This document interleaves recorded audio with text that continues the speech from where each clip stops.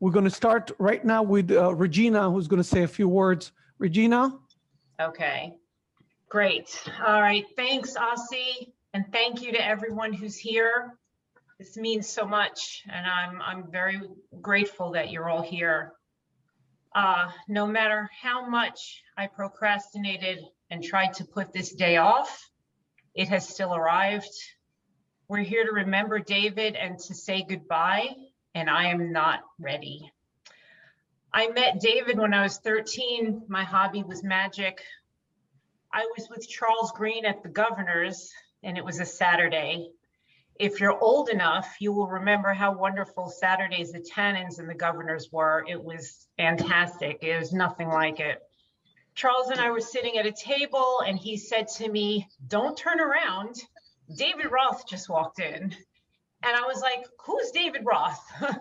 He pulled out a magazine, and this might date the time of the occurrence because David Roth was on the cover of the magazine.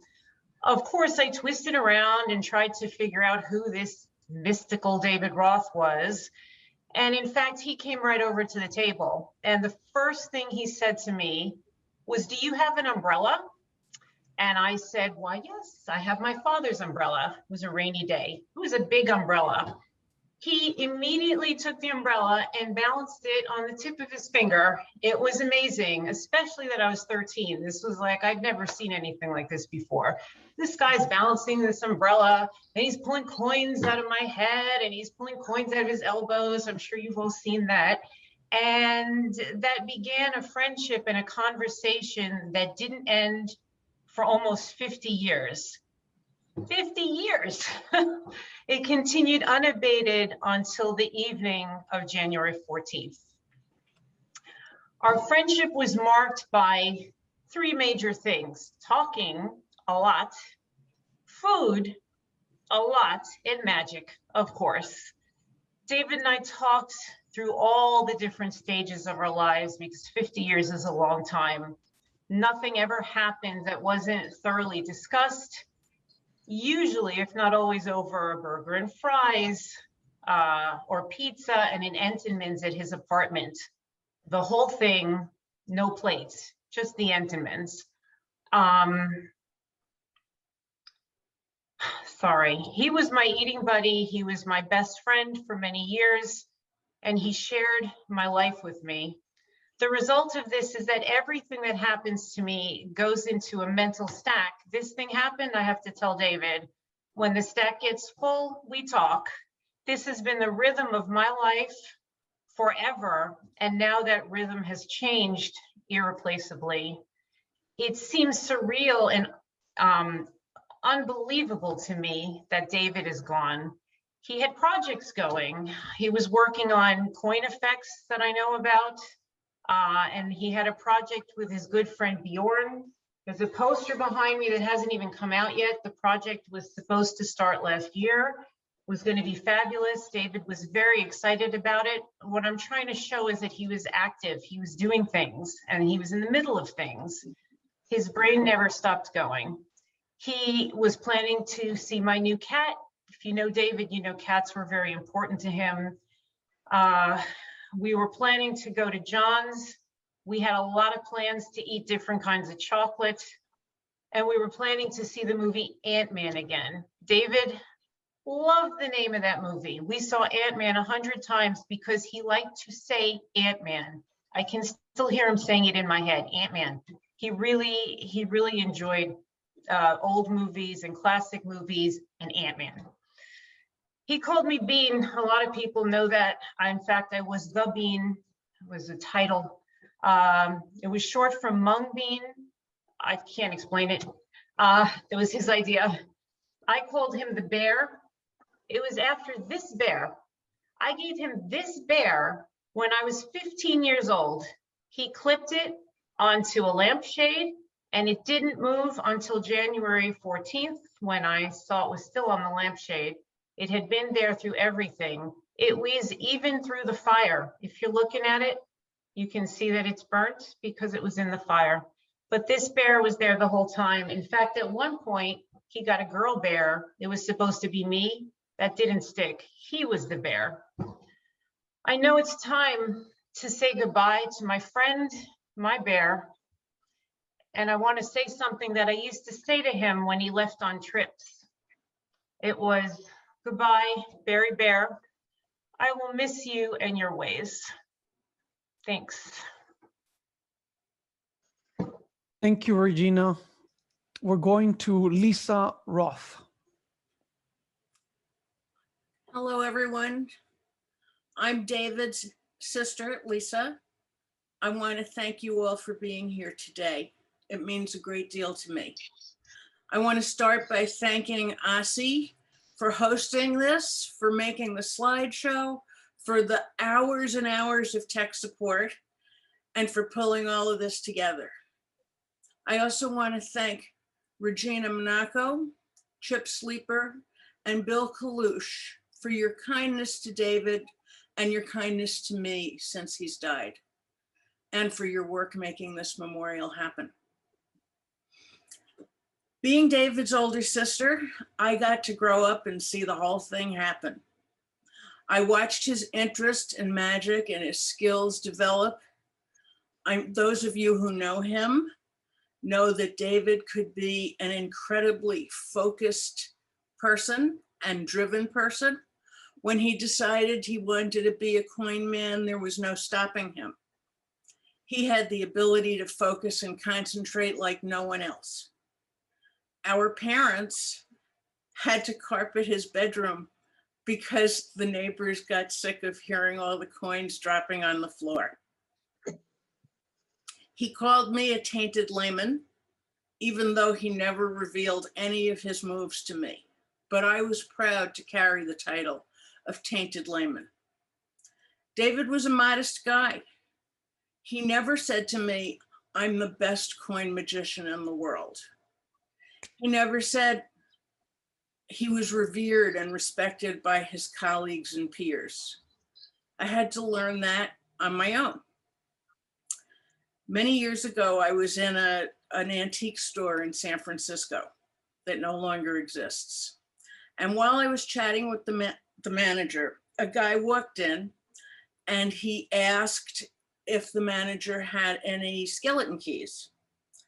The manager took out an entire ring of skeleton keys, and the guy said, oh, I'll take the whole thing. Well, of course, I was intrigued by this, and I'm a pretty chatty person myself. So I said to the guy, what are you going to do with an entire ring of skeleton keys? And he said, I'm a magician. And I said, oh, cool. My brother's a magician. Maybe you know him. And the guy was very polite, but he also had that look on his face as if I had just said, oh, you live in New York City. Maybe you know my friend. But I persisted. I said, my brother's name is David Roth. The guy literally fell on his knees before me and asked if he could shake my hand. That gave me a feeling that David was pretty famous. The same thing happened when I was at a magic store in Paris. I walked in and I saw one of David's books on a shelf behind the counter. And even though my French is way worse than poor, I said to the guy behind the counter, that's my brother. And he ran around the side of the counter. He didn't fall to his knees, but he kissed my hand twice. So I want to thank you all for being here today. I expect I will learn a lot more about David from listening to all of you than you have from listening to me. And it means a great deal to me. Thank you. Thank you so much, Lisa. That was beautiful. We're moving to Jamie Ian Swiss. Good afternoon. It is truly a privilege to have the chance to take part in this tribute to our friend David Roth, who was truly, genuinely one of the most influential and innovative magicians of our time. Those are words that sound like hyperbole. We see them every day in some new young magician's Instagram account or the latest Penguin Live lecture, but those words are real with regard to David Roth. And I'm here to provide a little bit of historical perspective for people. I actually knew David for 50 years. It's hard for me to believe. His first publications were in this, Tarbell 7, and he included 2 unique coin vanishes, one of which we were all working on. Every coin kid in New York was trying to do. It took an incredibly soft touch, next to impossible to do. The other used a concealment that today, if you log into a Facebook coin magic group or something like that, you will see it being touted as the latest new innovation in coin magic. That was in 72. In 73, the new stars of magic included David's coin box routine. A plot of 1 coin coming out of the box at a time, unique plot with virtually no standard turnovers. That was in 73. By that time, I had been seeing him do that routine and frying me and everyone else in the neighborhood in Tannins with it for several years. It had been several years that he was doing his palm up coins across, that we later discovered relied on deep center backclip, but also fried everyone. When versions of this kind of routine came out 40 years later, literally, and was considered the hippest thing in the underground, we'd been watching David do the origins of that 40 years before. In March of 73, he turned 21 and played the Magic Castle. And nothing was ever the same in coin magic. Literally, nothing was ever the same. That was in 73. In 2003, I was at the first Coinvention with my friend Jeff Latta, who had just sort of come back above ground in the magic world. And there was a lot of new innovative stuff. There was a whole panel on 3-fly. There were a lot of young guys. The very last event of the convention was Roth, David getting up and performing pretty much the Castle Act, as I recall it, with the classics, with the portable hole, the tuning fork, and the standing ovation that he got. The whole energy in that room was electrifying because the veterans knew and loved that material and would never get tired of seeing it, like myself. But the young guys who had spent a day or 2 talking about all the latest developments had their minds blown, just blown. You could feel it as the set was unfolding, routine after routine, and they were just, they'd never seen anything like it. That was 2003. In between those years, in 78 was Apocalypse, the first year of Apocalypse, and we got the hanging coins. I'll never forget the first time I saw it. I had no idea what I was looking at. The Chinese coin assembly that was touchless, one of the most influential universal routines in magic today. Again, nothing the same. David's loss was a shock to everyone. He's a contemporary for many of us here and an icon, a true icon. And remarkably, with all of that success, the nicest guy in magic. That's what everybody said. You meet David Roth? Yeah, the nicest guy in magic. Shortly after, I wrote a lengthy essay on my blog about David's influence and also sort of some coin theory about coin magic and effects. And Lisa came across that, got in touch with me, and that's been duplicated up at the David Roth Magic site. You can read it there. And I'm just going to read one little paragraph, or not even a paragraph. After I talked about the innovation of the shuttle pass, which really was a transformative slight when you think about Bobo and the utility, the ugly utility switch, which doesn't even work for a single coin. The shuttle pass changed everything.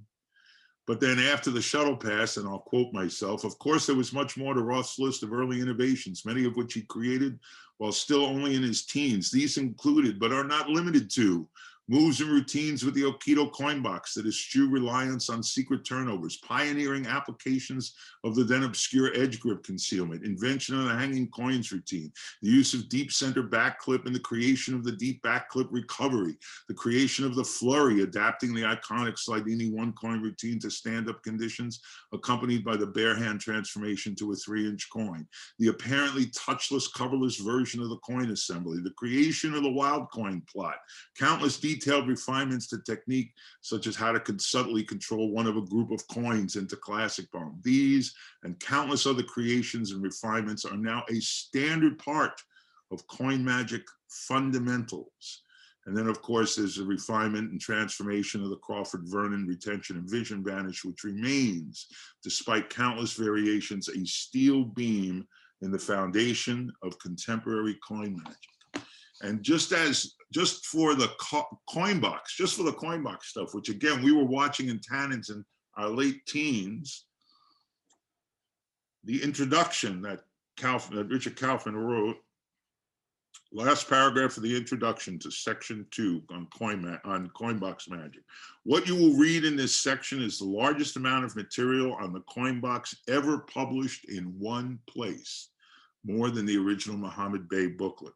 It's also all solely the creation of David Roth, solely the creation of David Roth. There are 45 slides, 20 effects, and routines utilizing them. With the exception of the creation of the box itself, this material completely eclipses anything ever done before. The coin box will be forever redefined as of this moment. That sounds like hyperbole. It's not. It's just history. It's just fact. It's just this book, one of the 3 most important books ever written about coin magic. I want to end by talking about David and my mutual friend, Jeff Latta. Jeff Latta was also one of the most innovative coin men I ever knew. It's a big influence on me, and I had a lot to do with helping to put this book together of Jeff Latta's Coin Magic, and we're working with Stephen Minch and Stephen Hobbs, who are the authors, on the card book now. And Latta, for all his success and influence, never shirked on his tribute to Roth and his respect for Roth. And at the almost near the end of the book here, there's a little Latta on early inspiration. And he tells a great story about how Bob Elliott, anyone in the New York Tannin scene knew, first brought him over to, when he was in his teens, to meet this David Roth guy. And David kind of plays, oh, Bob, you know, I don't really do many coin tricks, this kind of thing. And Latta had no idea what he was in for. And then he describes very vividly, this is from an online post actually from Latta, what the experience was like. Then Roth unloaded both barrels right in our faces. His hands were always empty when we knew coins had to be there. Palm up, palm down, at the fingertips, at eye height, jumping around, totally natural, utterly convincing, baffling. In the middle of a trick, he'd slip and his finger would be through the coin. He pulled it off and there was no hole. Then it exploded into 1,000 fragments. Well, that's how I saw it, which reassembled themselves into a coin too big for anyone to palm. It was insane, totally insane. Our minds were blown. I had never imagined that sleight of hand could look that good. I had never imagined that sleight of hand could look that good. I went home that night, cracked the books, reeling from what I had seen, and that was the real beginning for me. Roth is the master. No one else's work is as clean. That's a tribute from Jeff Latta. For those of us who knew David, we are lucky, and we will carry him in our hearts forever. For those who didn't know him, you're lucky too, because his impact on the world of magic will never wane, because his work is inherent in magic. If you pick up a coin, likely you are being influenced by David Roth. I was lucky to know him.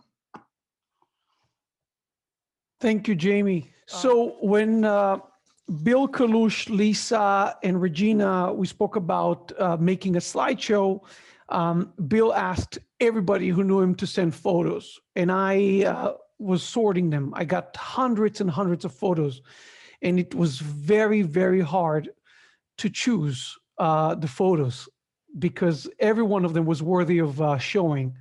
So I compiled, to the best of my ability, what I thought was a good selection of photos. I'm going to remind all the new arrivers to make sure you're in speaker view, therefore you can see the big image. And I would like to share with you the slideshow for David Roth.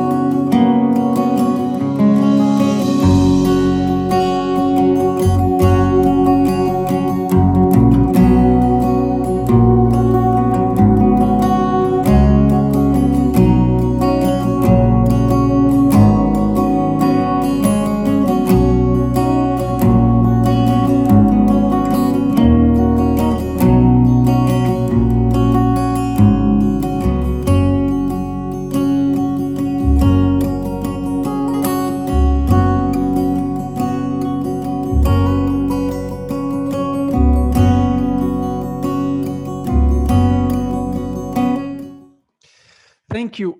We're moving to Ezra Block. Thanks so much, everybody. I'm going to start by saying a few words written by my father and then end with a few words of my own. My name is David Block. David Roth is my second eldest of 7 cousins. He is 14 years younger than me and was usually referred to as Little David to avoid confusion with his cousin, Big David. He was by far the most interesting of my 7 Roth cousins. Despite the age difference between us and the fact that he and his family lived on the Upper East Side of Manhattan while we lived in Flatbush, Brooklyn, I felt closer to his family than I did to my own. Little David began to study the oboe in grade school, which I thought was remarkable. But when I learned that he taught himself to make his own bamboo reeds instead of buying them at the music store, I couldn't believe it. He eventually began selling homemade reeds to other oboists who agreed that they sounded better than the ones at the store. When it came to especially intricate procedures, he intuitively knew how to focus. And then magic came along. Year after year, he came to our annual Thanksgiving celebrations and treated our 30 or more guests to a show few of us will ever forget. And switching to my voice here, Lisa also asked me to say a few words today, as she thought that I might add something from a kid's perspective, especially as someone who so admired David while growing up. It is an understatement to say that cousin David loomed very large in my eyes. He lived in New York City. He worked on the floor at FEO Schwartz on 5th Avenue. He, or at least his amazing hands, appeared in commercials for Burger King. It always seemed like David carried so much insider knowledge, whether it was a gripping story or the latest rumors about future Star Wars films not yet even made. And of course, there was his magic every year at the Thanksgiving table. I could watch him perform or even just listen to him talk all night long. And I can still distinctly hear the rhythm and cadence of his voice. It was like listening to jazz.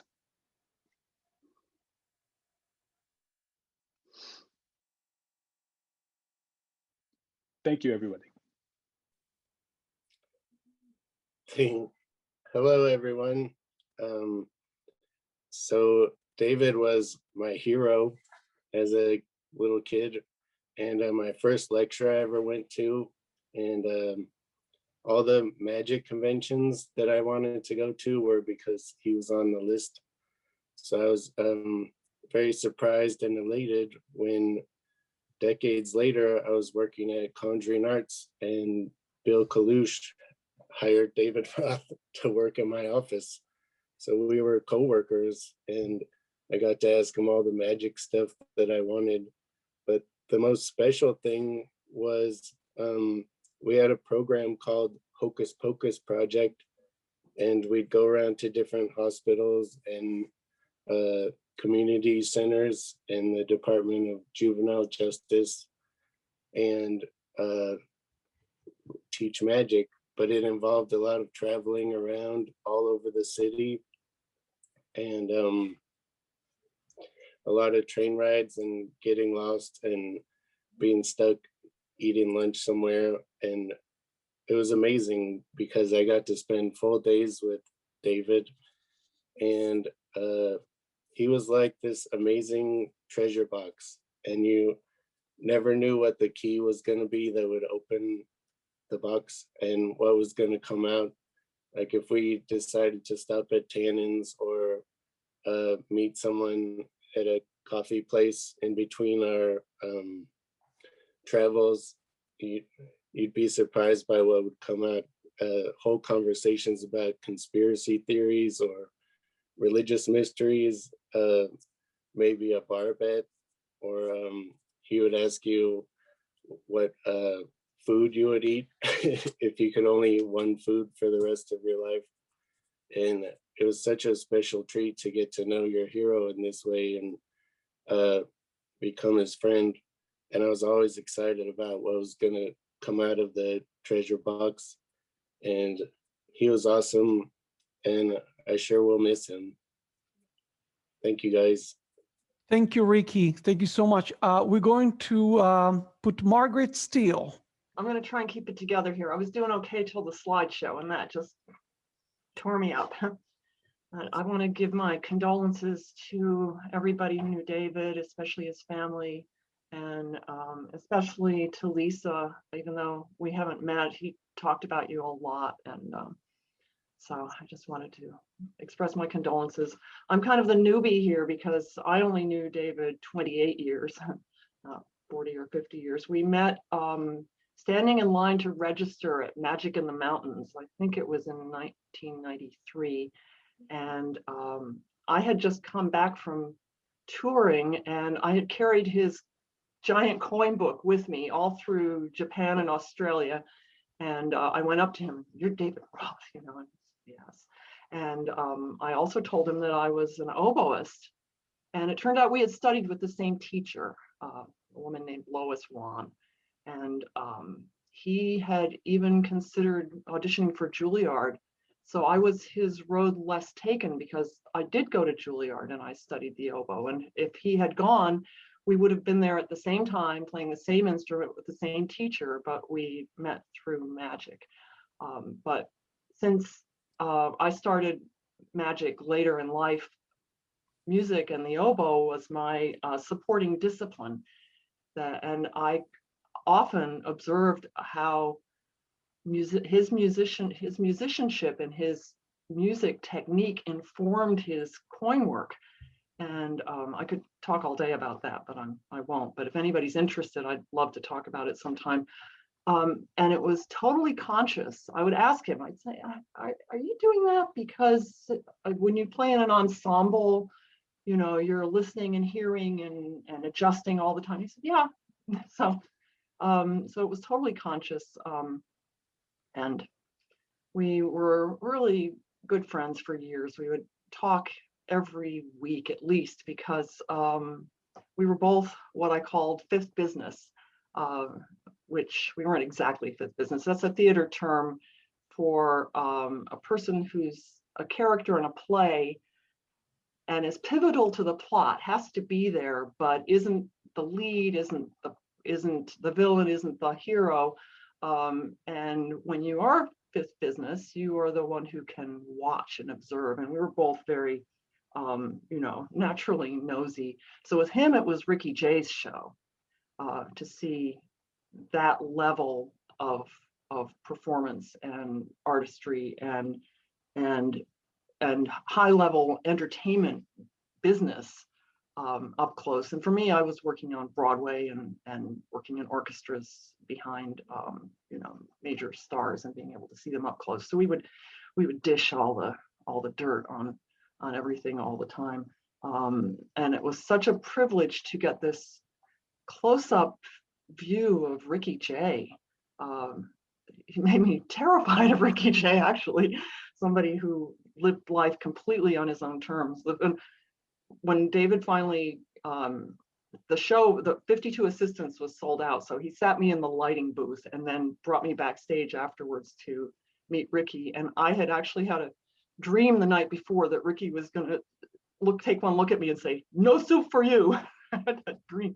But actually he was very, very sweet and very cordial in the 1 minute I got to know him. But I have a lot of stories about David. And I don't think I'm going to tell them because, I mean, one I call the Grapefruit Confession. The other is the time he came to my apartment and played my oboe, and I took him rollerblading, and I saw the silly side of David, and he was just a very sweet, kind person. I never heard him say an unkind word about anybody. And he used to say, probably a lot of you heard this, he would say, "I don't like kids, but kids love me." And I would say to him, "Of course they do, because you are one. You're just a child at heart." He would always talk about his days at FAO Schwartz, and he took me there. He showed me all around. I'm not even sure it's the same one where he worked, because they had moved across the street, but he would tell me about all what would happen at Christmas, and this was there, and it was just very sweet. So that's my memory of David. Just this wonderful, kind, brilliant, sweet friend. And I just want to give my condolences to everybody. Thank you. Thank you, Mark. When I spoke to Peter Samuelson about the Klein show, the performance that they recorded the same day, Peter has posted the clip in its full length on YouTube. You can find it.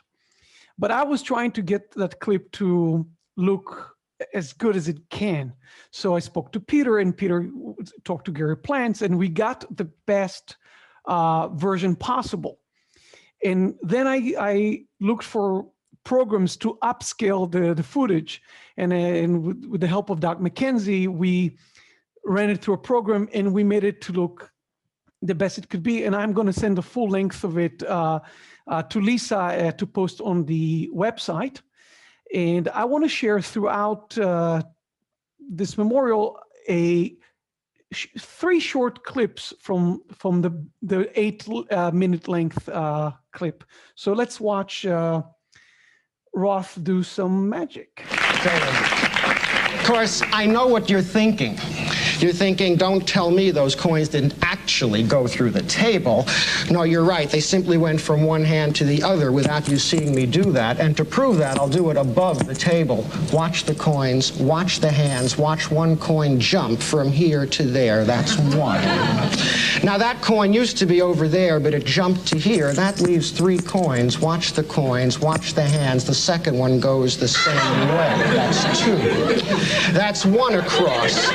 2. They used to be here. They're jumping to here. 2 coins are left. Watch the third coin. Pass. That's number 3. 3 coins. That's 1, 2. 3 coins. They used to be here. Jumping to here. Watch the last one. You know what it's going to do, but it's already done. Hey, I love it. We're going to go to Patrick Cook. Pat Cook. Hi, David Roth was my best friend for 50 years. I met him at Tannen's when it was on Broadway and 46th Street on the 17th floor. He was holding court behind the glass counter. It didn't matter how many times Irv Tannen yelled at him to get out of there. David considered it his birthright to be behind the counter. We talked for a bit, and David did a card trick for me. I nodded, and I said I liked it. And he looked at me sharply.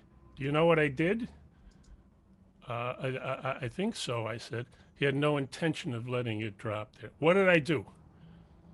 I think you Tenkai palmed the card and slipped it between the aces. There was a pregnant pause. Then he blurted out, "Come to my house for dinner."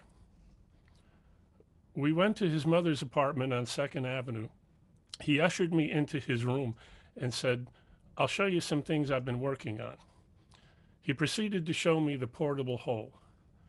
I panicked. I didn't have the slightest idea what he was doing. I had taken a few lessons from Slidini, and I thought I knew about coins, but this was something else.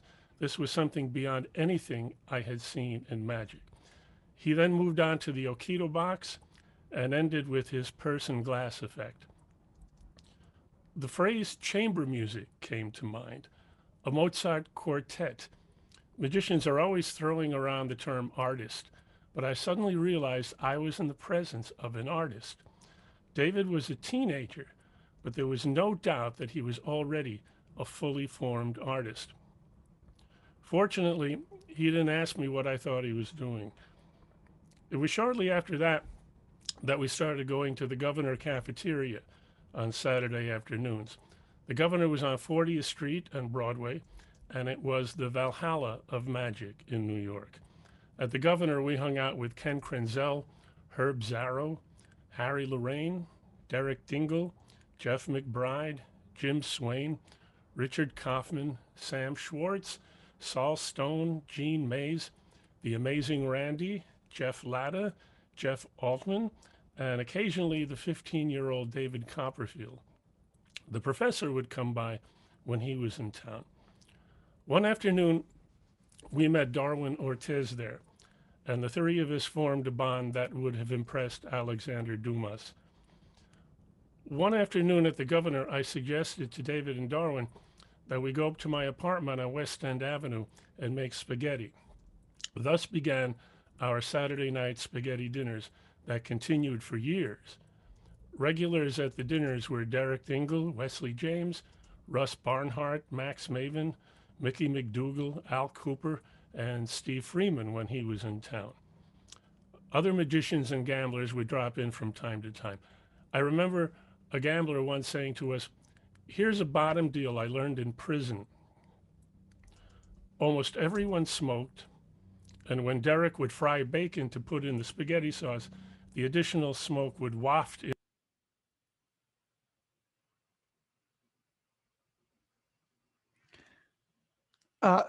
We have a problem. I think, Pat, your mic muted. Oh, okay. Where Okay. where Only did it start only the to- last 5 seconds. I'm so sorry. Go ahead. Oh, only the last 5 seconds. I was saying at the spaghetti dinners, almost everyone smoked. And when Derek would fry bacon to put in the spaghetti sauce, the additional smoke would waft into the living room, making it hard to see the close-up match. In the early 70s, David and I spent most of our summer days wandering around Manhattan discussing magic. Other topics of conversation included where the Templars had hidden the Holy Grail and whether aliens from outer space had built the pyramids. Occasionally, we would argue about what day of the week it was. We were not always working for a living, so occasionally when I was in trouble, David would pay my rent. And when he was strapped, I would sometimes pay his. Eventually, David and Darwin went to LA to make their mark at the Magic Castle. I didn't go with them. My life was in the theater and I didn't want to miss anything happening in New York, but they both came back triumphant. The magicians at the castle reacted to David the same way I reacted that night in his bedroom. They had never seen anything like it. One day, David called me and said, "Ricky Jay wants me to be his assistant for his off-Broadway show. Should I do it?" I said, "Why are you talking to me? Hang up the phone, call him back and say yes, for God's sake," which he did. Darwin moved to Washington, D.C., and sadly our trio was broken up. But David asked me one day if I would consider writing a one-man show for him. After thinking about it, I had an idea to get David, Darwin, and I back together. I came up with a script that starred both of them called All of the People, All the Time. Darwin signed on, and we did the show to great reviews in Charlotte and later on at the Eugene O'Neill Center in Massachusetts. We were hoping to bring it to Manhattan Theater Club in New York, but for one reason or another, it never happened. My favorite David Roth story, and this is one he loved to tell on himself. David was a genius, but he also had an obsession for lengthy mathematical self-working card tricks. The kind of effects where your eyes gloss over after 2 minutes. One night on West End Avenue, he showed us his latest find, a trick to be done for a spectator over the phone. It was endless. Look at a card, put it on the bottom, count down 15 cards, reverse the next one, give the deck a cut, turn over the second card, count down 20 more cards, etc. At the end of the trick, Darwin and I pretty much told him we had fallen asleep. David became irate. David said, "Get Melinda on the phone." Melinda was my girlfriend who lived close by. So I called Melinda and handed the phone to David. "Melinda, do you have a deck of cards?" he asked. "Yes, I do," Melinda said. "Good, here's what I want you to do." And he began the endless instructions. 6 minutes later came... It's okay. I'm off. I'm not. Hello? You keep going. Somebody accidentally unmuted themselves. Oh, okay.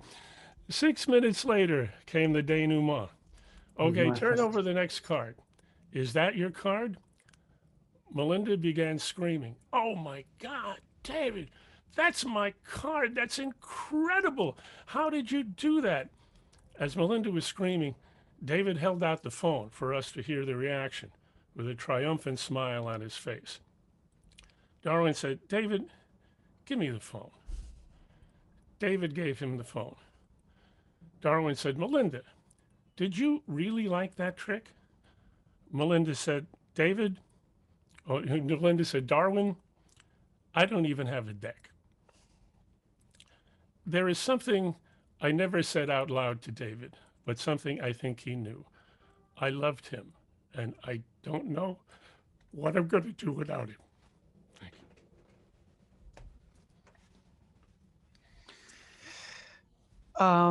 Thank you. Thank you, Pat.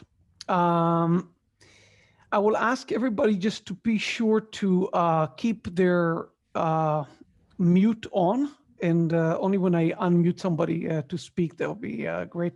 Somebody accidentally a few times unmuted themselves. We're going to go to Chrisanne. Hi, everyone.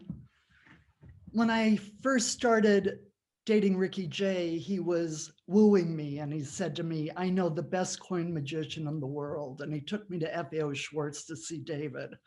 I was blown away by David and I started falling in love with Ricky. Years later, I met Janice Sircone, who's Ricky's ex-girlfriend and good friend. And she started talking about this David Roth. She said, when I was dating Ricky, he took me to see David Roth, who was amazing, and I fell in love with Ricky. So apparently, David was Ricky's secret weapon.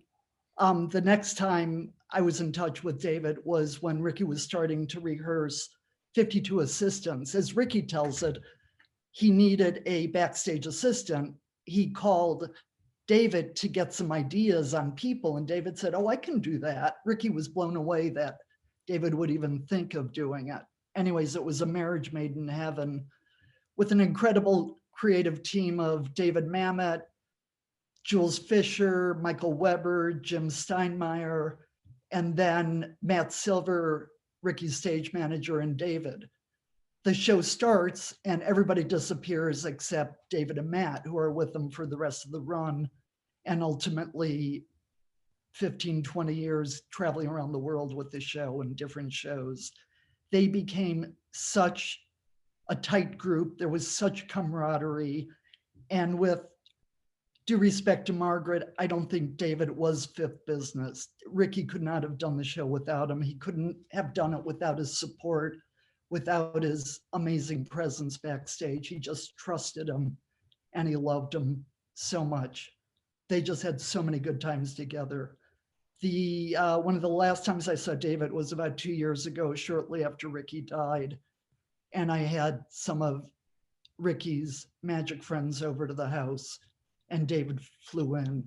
And we just had a great afternoon, everybody regaling and laughing stories and talking about it. I mean, I'm so impressed with this group and what they mean to each other. Anyways, at some point, David pulled out some coins and started performing, and he killed. I'll miss you, my friend. Thank you. Thank you so much, Chrisanne. Jeff Altman. Thank you very much, Ozzy, for hosting this. I really appreciate it. And hi to everybody. Shortly after I had straightened out some of the confusion over a grade point average in college, I got in my car and left Baltimore, Maryland in 1974 and departed for Los Angeles and the world famous Magic Castle and the less or infamous El Cerrito Apartments, which became home to the El Cerrito 7, which is even more infamous. Within a month or two, two young magicians had gotten the exact same idea.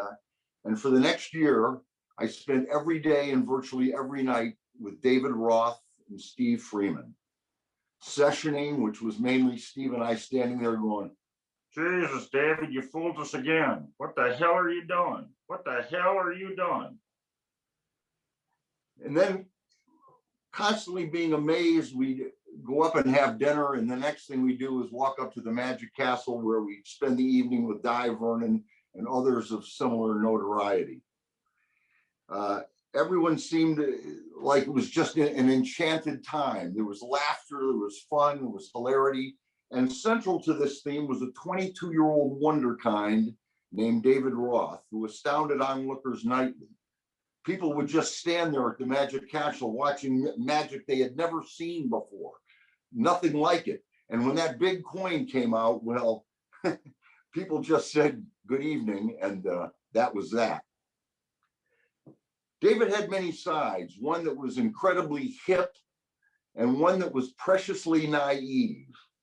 I remember one day I was driving in the car with David. He was sitting in the passenger seat and I was driving the car, and I had to get to the back seat to get something. And I said to David, take the wheel for just a second. And after I picked up what I needed, I came back and took control of the car and thanked David for steering. And I said, that was great. Thank you, David. He said, no, it wasn't. It wasn't great. I really mean it. It wasn't great. That's the first time I've ever driven. And I think it was the last time he'd ever driven. And that was David. After I regained control of the car, I thought to myself, geez, David has never driven a car. And that just seems strange to me. As we all know, David was a perfectionist.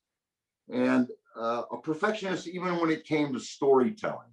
No one that I have ever known, and I've known a lot of people who tell stories, could tell a story like David Roth. He was so good at it. They were so perfect. They were so measured. They were so exacting that I was always amazed. And I said to David once, I said, David, I don't know.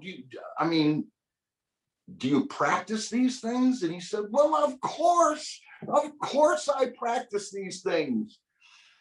David Roth was one of a kind. Certainly one of the most important magicians of the 20th century, and arguably the most influential coin man that ever walked the earth. He forever changed the way coin magic was discussed, and I'm so proud to say that he was a great friend and that I'll miss him dearly. Happy birthday, David. And I know if he was here right now, he'd look around and say, looking at all you folks, he'd say, this is just terrific. Thanks very much, folks. Thank you so much, Jeff. We would like to welcome Steve Coyne. Hi, everybody. So I met David Roth in the mid-1980s when he was a magic demonstrator at the iconic toy store that we've heard about, FAO Schwartz. I knew his reputation, of course, as a coin magician, so I went there as a sort of a pilgrimage, expecting him to see him at the counter performing his classic coin magic, like the tuning fork or the portable hole or the hanging coins. But no, David was a Tenyo magic demonstrator, so he was there expertly performing and demonstrating Tenyo tricks, the Tenyo products that I'm very fond of, flash dice and squeeze play and soft coins, which I think I bought from him, and zigzag cigarette.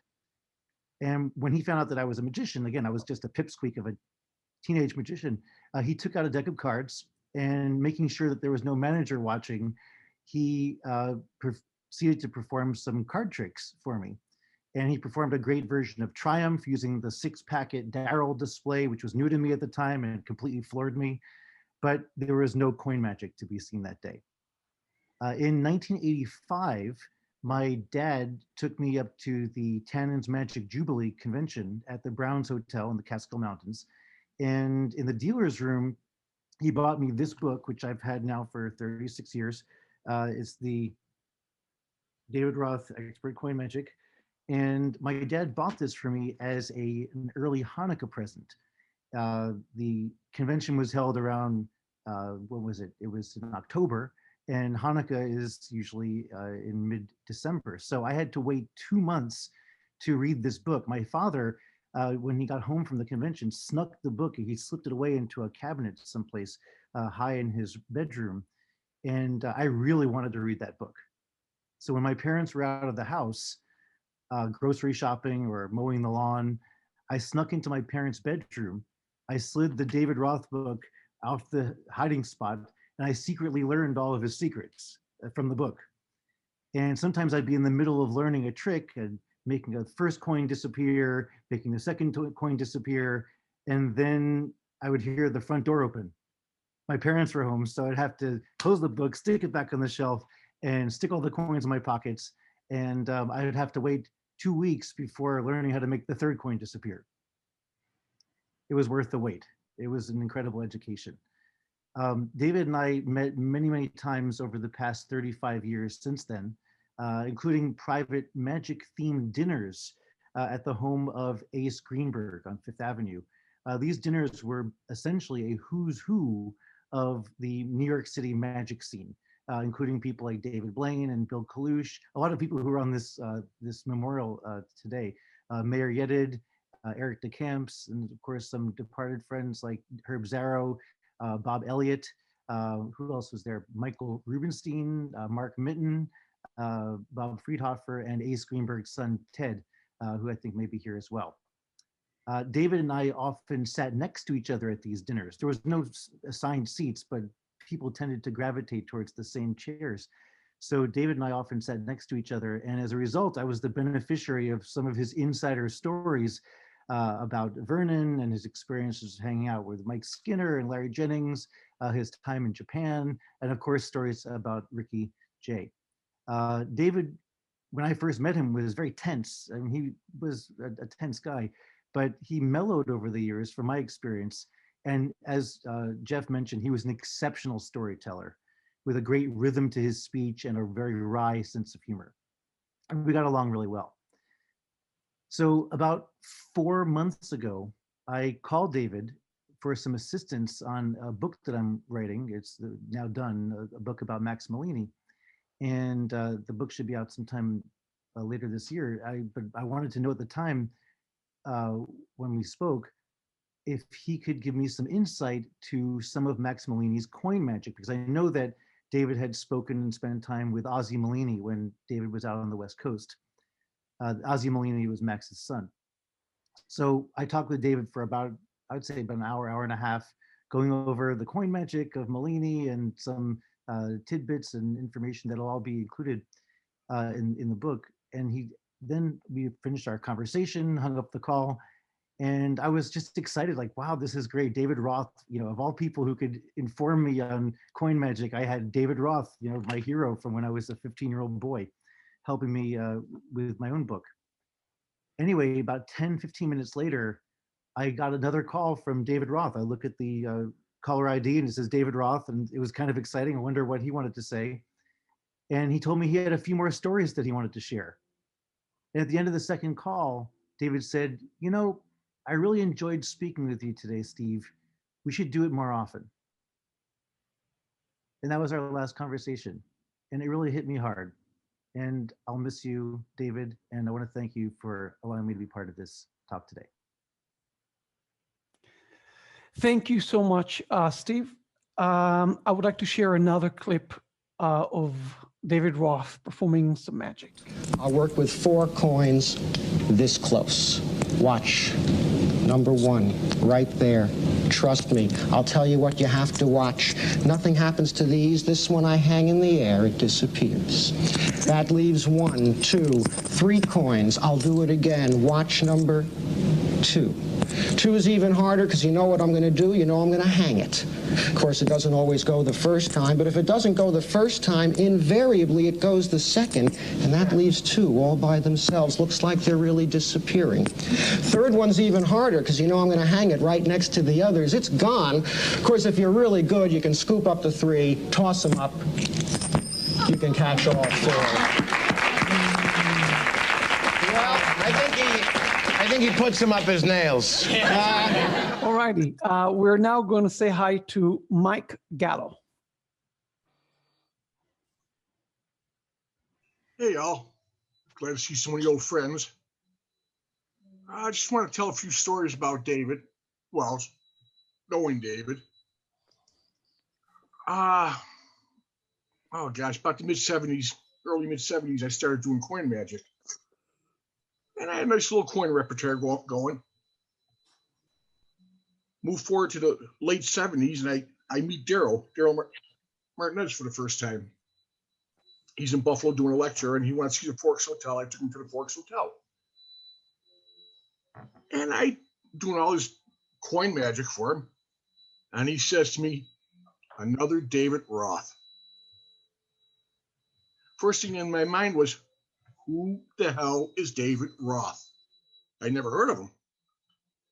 About a year later, I found out who David Roth was. For the first time I seen him, he did the portable hole, the purse, coins, and glass. I got to see him do the tuning fork, the planet, the rainbow, the sleeve. It was real magic. That's all I can say. It was real magic. Right after that, we had a mutual friend who introduced us, David and myself. And my friend happened to mention, David, that I'm a coin guy. Big mistake. Big mistake. First thing David says, well, besides classic palm, finger palm, thumb palm, what else do you do? I says, what else do you have to do? David just smiled. He smiled. He asked me to do a couple coin tricks for him. Well, I started to do one coin trick. We spent the next 15 minutes crawling under tables looking for my coins. They were flying everywhere. But yet David liked me. He seemed to like me. Over the years, we became great friends. We spent some time. I lived in New York for about 5 years. We got to spend some time. We got to do things, got to talk. Some years went by, we fell out of touch. And then David, Mike Rubenstein, Jeff Lotta put together that coin convention. And they asked me to be part of it. Well, I almost said no to it. While David and I were friends, I was always intimidated by it. I felt I was just intimidated by him. I mean, you were in the presence of greatness. I just felt intimidated. But David called me and assured me things were going to be fine. I am so glad he talked me into doing it. We had wonderful times. After that, we spent a lot of time on the phone, talking about classics, just talking about tricks in general. And after a while, I got to the point where I didn't know if I'd like talking about magic or listening to his stories. Dave, like everybody says, David had great stories. And there's other memories of David. David was staying with Dr. Mike Rubenstein. He had a fire in his apartment building. He was staying with Mike, and we had done a coin seminar together. So I stayed over for a couple of days. I was staying at Mike with Mike and David. Mike went to work. David and I, we got into a conversation about John Ramsey's Coins and Cylinder. And we started talking about it. And we took it out sitting on Mike's balcony. We're on the balcony talking about it. The strange part about it is we were still in our underwear. We never got dressed. And another time we're taking a subway home from Mike Rubenstein's wedding. And we almost wound up in Coney Island. We missed our stop because we were too busy talking about twisting the aces. But through all this time, I just learned so much about David. His knowledge, it was unsurpassed. One little thing of his, the shuttle pass, that opened all kinds of doors for me in coin magic. I just hope that I was able to give David something in return for everything I got from him. And while we're talking right now, I just like to think of David holding court with T. Nelson Downs, Alan Shaw, Emmanuel, Arthur Buckley, Ross Bertram, Milt Court, Slidini, and as of recent, Sal Stone. I in my mind, I'm just picturing David holding court with them and Vernon standing behind David saying, see, boys, I told you, he's the best. He was. That's it. That's what I got to say. Thank you. Thank you. Thank you, Mike, so much. Thank you. We're going to Bertini. Hi, hello everyone. First of all, I am happy to be here today with all of you and David family, and thank you very much for the invitation, the opportunity to remember, to honor David and his fantastic and beautiful magic. David, he was a friend, but he was also one of the most important magicians and the greatest coin magician I ever met. And I think I could not have developed my own magic without having previously known David's magic. In fact, after seeing his magic, I realized the importance of having a technical manipulation system. David had a particular style with which he amazed everyone, magician or layman. And after seeing his beautiful original magic, it was difficult to forget the style of him. And it has a very musical and rhythmic style, and a very theatrical style. A few years when he came in Italy, we were talking, he tried to explain his magic to me. And he told me that he liked theater and music, and that therefore he loved doing theater acts with his routines. For the reason, he told me, he had created his own style. A style will always be a source of inspiration for all magicians. I remember that after I meeting him the first time, I immediately realized that he was very modest person. And it is a characteristic that only great artists have. Whenever he came to Italy, he was the best host. And whatever he planned was fine with him. And he was always very positive. I only had good memories of David. I have here in my room this beautiful picture of David next to my desk, because I am proud to have become his friend. I am proud to have become friend with my favorite magician, coin magician. He will always be in my head. Hi, David. I miss you. Thank you so much. We're going to say hi to Charles Green.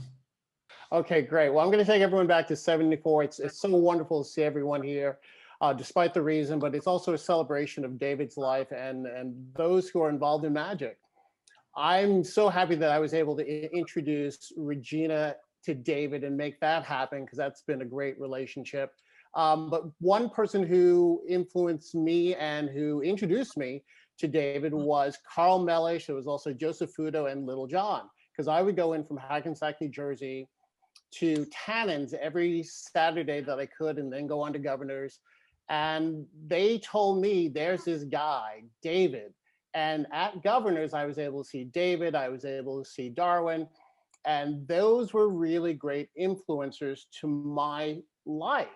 And if it wasn't for David being the basis of my coin magic, of course, a lot others, but I can say honestly that my magical success is because of David, because I got involved with coin magic, and it was one of the things I did a lot, that I wouldn't be where I am today without having seen David. So for many reasons, I am very appreciative of his influence. And I was never really close, at that time, because I was just one of those skinny kids who didn't know anything. But I was always like in the orbit, so I could see what was going on. I could hear, I could like read the things that were coming out and say, oh, this is what I got to work on. This is what I've got to work on. Because I could actually be in the fortunate position to actually see David perform live, and to see that magic happen, and to feel his energy, and to see, I'm going to say it, a bit swagger. He'd come into Governor's or be at Tannins, and there was this swagger that happened. And I was like, whoa, he's such a cool guy. That's what I want to be like. Fast forward, and we go down the line, totally influential on so many different levels. And I just really appreciate that. And when it comes to introductions and people, another person who's on here, I just gotta say, John Carney, thank you for introducing me to so many things and being so influential when I was in Houston. Influence and introductions are what we have as magicians for a lot of power. And so many of us are great influencers, and we touch people that we don't even know we touch. We make things happen that we don't know we are directly responsible for. David did so much of that in his life on so many different levels. And towards the end of his life, I was able just to see him as a friend and visit with him and Regina in New York and just hang out and hear those great stories and see the great swagger and just see David, the guy himself. And I'm just very grateful that I had that time. And thanks for letting me have this time to share. Great to see all of you very much. Thank you so much. And you mentioned John Carney. Therefore, we're going to John Carney. Hey there. It's great to see so many friends here. And I wish we were all there in person and we could tell our stories about David. And just like Charles said, you never realize how many people you touch in your lifetime, and especially those photos really brought it home, how many people David touched. I heard about him when I was still a teenager, and David was still in his early 20s. And he was already starting to make big waves all over the world. I mean, people knew his name already. I love magic with coins, and I poured over Bobo's coin magic. I devoured everything between its cover, but it didn't prepare me for my first taste of David's magic, the portable hole, the tuning fork, the coins in the globe. They weren't just coin tricks. They were artfully designed routines with unconventional plots, techniques, props. Here was a decidedly different way of thinking, fresh and original. And that's one of the things I got from David most forcefully, is just a different way of thinking about things, taking something standard and thinking outside the box there. Oh, and then there was David's tremendous technical skill. He was an original. For several years after I met him, I became a David Roth imitator. I adopted his tricks, his techniques, his working style, maybe even a little bit of his personality. People would look at the big ring impressed on my back pants pocket and asked if I chewed tobacco. But it wasn't chaw. It was a jumbo coin that I always had with me whenever I left the house for one of David's signature tricks. There's coin magic before David Roth, and then there's coin magic after David Roth. He was a pivot point. And on top of it all, he was a sweet man. Now, that's really one of the highest compliments I can offer anyone, sweet. And by that, I mean he was genuine, full of life, almost childlike, ever curious. He cared about his art. He poured his whole heart and soul into it. To outsiders, they might just be coin tricks, But for those with feeling, they'll recognize David expressed the essence of all art, inspiring people emotionally, expanding possibilities, firing imaginations. Art is about expressing yourself through simple tools, creating magic out of nothing. I'm going to miss David's enthusiasm, his gentle manner, and his generosity, but I'll always have that inspiration. I'm proud to have known the magician and the man. Thanks very much for letting me say something. Thank you, John. I want to just to say that we have just a few more speakers, but it's not going to be over then because there's so many people that I see in the room that were so close to David and want to say something. So we will open. We'll have kind of an open mic, and we'll do some wavings and stuff, and I'll just pin you, and everybody who wants to say something about David will get a chance to do so. We're going to cut to a clip from Matt Silver, who could not attend. He's traveling today. So he sent us a pre-recorded speech saying a few things about David. So let's watch Matt Silver. Hello. When I contemplate my friendship with David, there is not one best specific memory or story that comes to mind.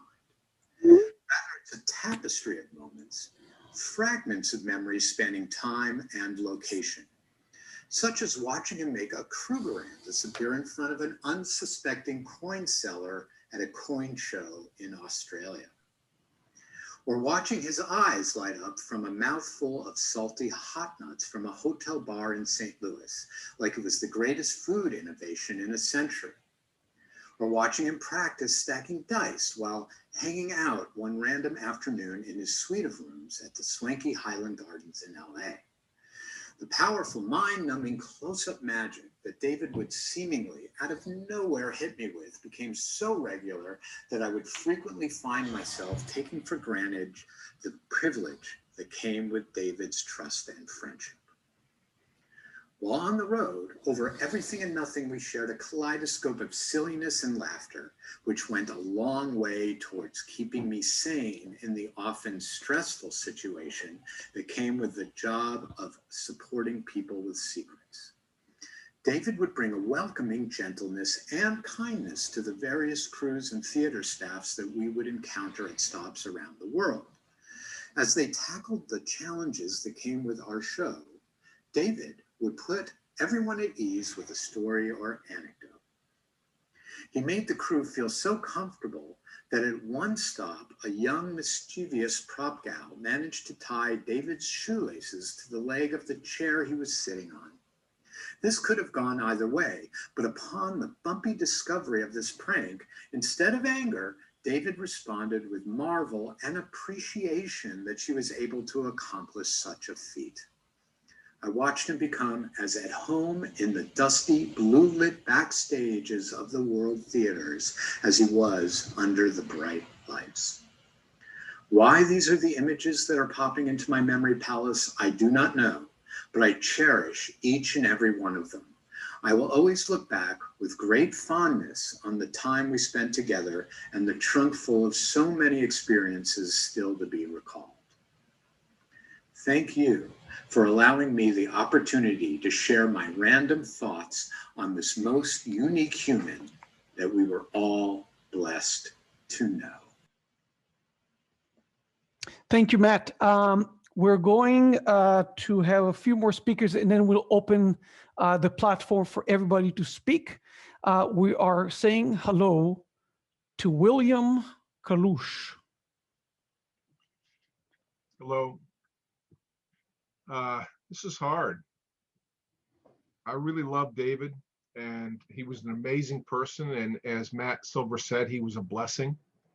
And for me, the blessing started 39 years ago today on a Saturday in 1982. I was 16 years old, and I tagged along. Chuck King and some of the older guys were going to Colon, Michigan for their close-up convention, and David was the guy that year. And I didn't know anything about magic, but when I saw David, and I'd heard of him, I'd heard his reputation, I knew a little bit about what to expect, although we expected him to be a little bit difficult.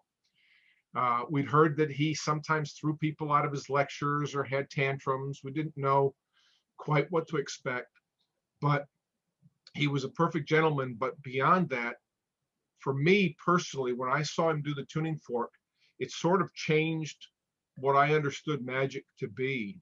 I understood at that moment that it was far beyond just a trick, but it could actually, magic could look miraculous. I had absolutely no idea how he was doing what he was doing, but I knew it was something that was transformative. And so later that night, we all went to the magic carpet. Any of you folks that have been to Abbott's knows that one of the places people go after the events, one of the places is the magic carpet. And David sat at the table, and I sort of jumped in and got as close to him as I could, and we chatted and had a great time. And I did some things, my 16-year-old abilities, and he did wonderful non-coin magic. As everybody knows, he was brilliant at these other things. And it was the beginning of a long relationship. There were some bumps. It was funny. About 5 years later, I turned up at FAO Schwartz on my spring break from college. And a friend of mine was with me, a roommate, and he whispered in my ear, are you going to, I had told him all about David and how great he was. And while David was doing some magic, there was a lot of people around. He whispered in my ear, are you going to tell him who you are? Because he knew that I'd met him. And David thought he had said that, are you going to tell me how it works? And David blew a gasket. he essentially threw me out of FAO Schwartz because my friend was really angry. He really wanted to just pummel David, but no, we left. And later David called and we mended ways, and we were great friends, and I enjoyed very much meeting David again many times once I moved to New York. And then there was an opportunity almost 10 years ago this year, that Conjuring Arts could hire David. We didn't quite know what we were going to have David do. We just knew that if there's an opportunity to have the greatest, magician in his field in the world to come work with you every day, we're going to try to figure something out. And after a short while, one of those things that he did here was we asked him if he could type up some, documents. Well, he didn't know how to type, very much like Jeff's story about him not knowing how to drive. So Ricky Smith, got him on a web page to teach him how to type. And I figure, David's got some of the best hands in the world. So 2-3 weeks later, we're going to lunch, and I say, David, how many words a minute are you up to? So, well, gee, I'm not off the home row yet. And David just wouldn't take the initiative. So I said, David, just get through it and get typing. And he did that. And then we got him typing up letters. So he's typed up everything from thousands of letters, Stuart James letters. He's typed up all of Houdini's diaries. It's unbelievable what David has done that nobody probably will really know about to advance the history and the study of magic.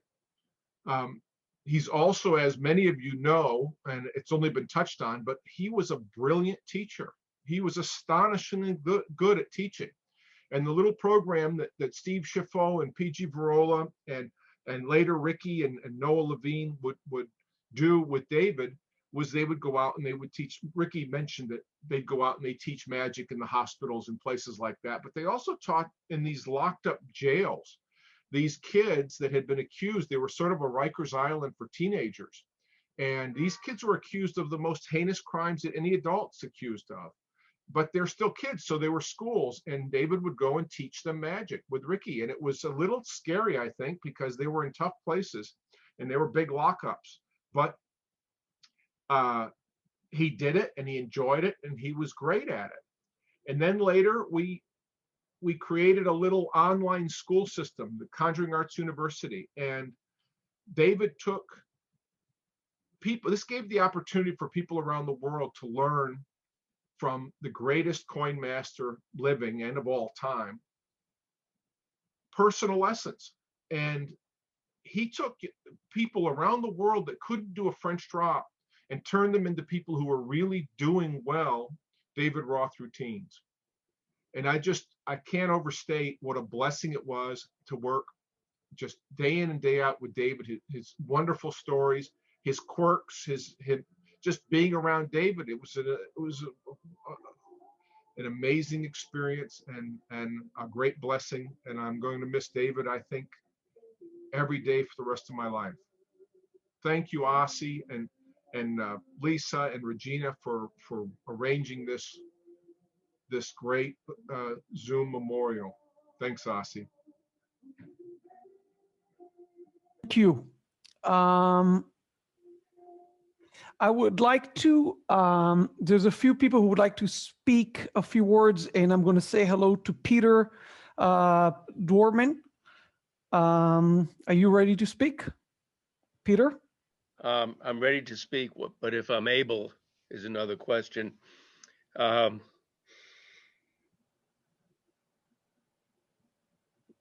excuse me. I never picked up a coin in my life. I have nothing to do with magic. I have everything to do with David. He was my brother. Last time I saw him was at Rocco's Steakhouse, actually a year ago, this last February. And we had a wonderful meal together and enjoyed a couple of glasses of Lefroy Scotch, which was his favorite. That's the last time I saw David, not the last time we spoke. The first time I saw David, we were 13 years old at a party, and he was playing ragtime on a piano, amazing ragtime. And I was drawn to the piano, and we exchanged phone numbers. And he said, I'm not going to remember your number, but you'll remember mine. It's Leg Iris. Leg Iris. And that was my first introduction to David's mind. I knew him for 4.5 decades. When he was developing his materials at 96th Street, where he lived with his parents, and then again on 12th Street on 2nd Avenue, I would go into his apartment, and David would be sitting in a chair, a swivel chair, with mirrors, 360-degree mirrors around him. And he would say, I need to be able to be seen from every angle, top and bottom. No one needs to be able to see anything. This is the way David practiced. It's wonderful to hear so many of you speak of him in this way. I did not know him professionally. I knew him personally. We must have watched Predator over 100 times, having corned beef sandwiches and hot dogs from the 2nd Avenue Deli, and endless meals at John's restaurant, where he got his choice of table and top service. He was a unique individual. I might even say a Renaissance man, because of his knowledge of so many things on so many different levels. Someone alluded to him talking about the Holy Grail or Star Wars or whatever it was.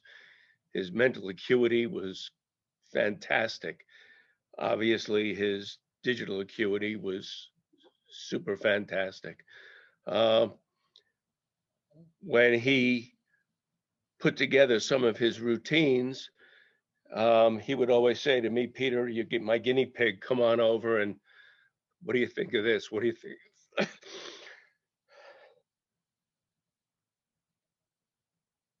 Excuse me, such a loss. What do you think of that? He once tried to teach me the coins across the knuckles. And after dropping the coin so many times and having it roll to the farthest part in his apartment, he would say to me, Peter, coins don't like to be dropped. They will run away from you. There were so many things that people said that I experienced with David on a personal note, not a professional note. One of the presenters showed a book of David's, quite a large book, of which I have a copy. And when David gave it to me decades and decades ago, he said, Peter, it's shrink wrapped. Promise me you will never unshrink wrap it. And that shrink wrap remains intact. I told him, Dave, I want you to autograph the book. He said, well, I can't open it, so I'm going to give you a postcard. And he autographed that to me instead. I broke bread with David. We laughed. He didn't cry much. Not very emotional individual, but extremely personable and loved people, obviously. Regina had said to me he was very gregarious, and the last year of lockdowns, forcing everybody inside, did have its effect on David.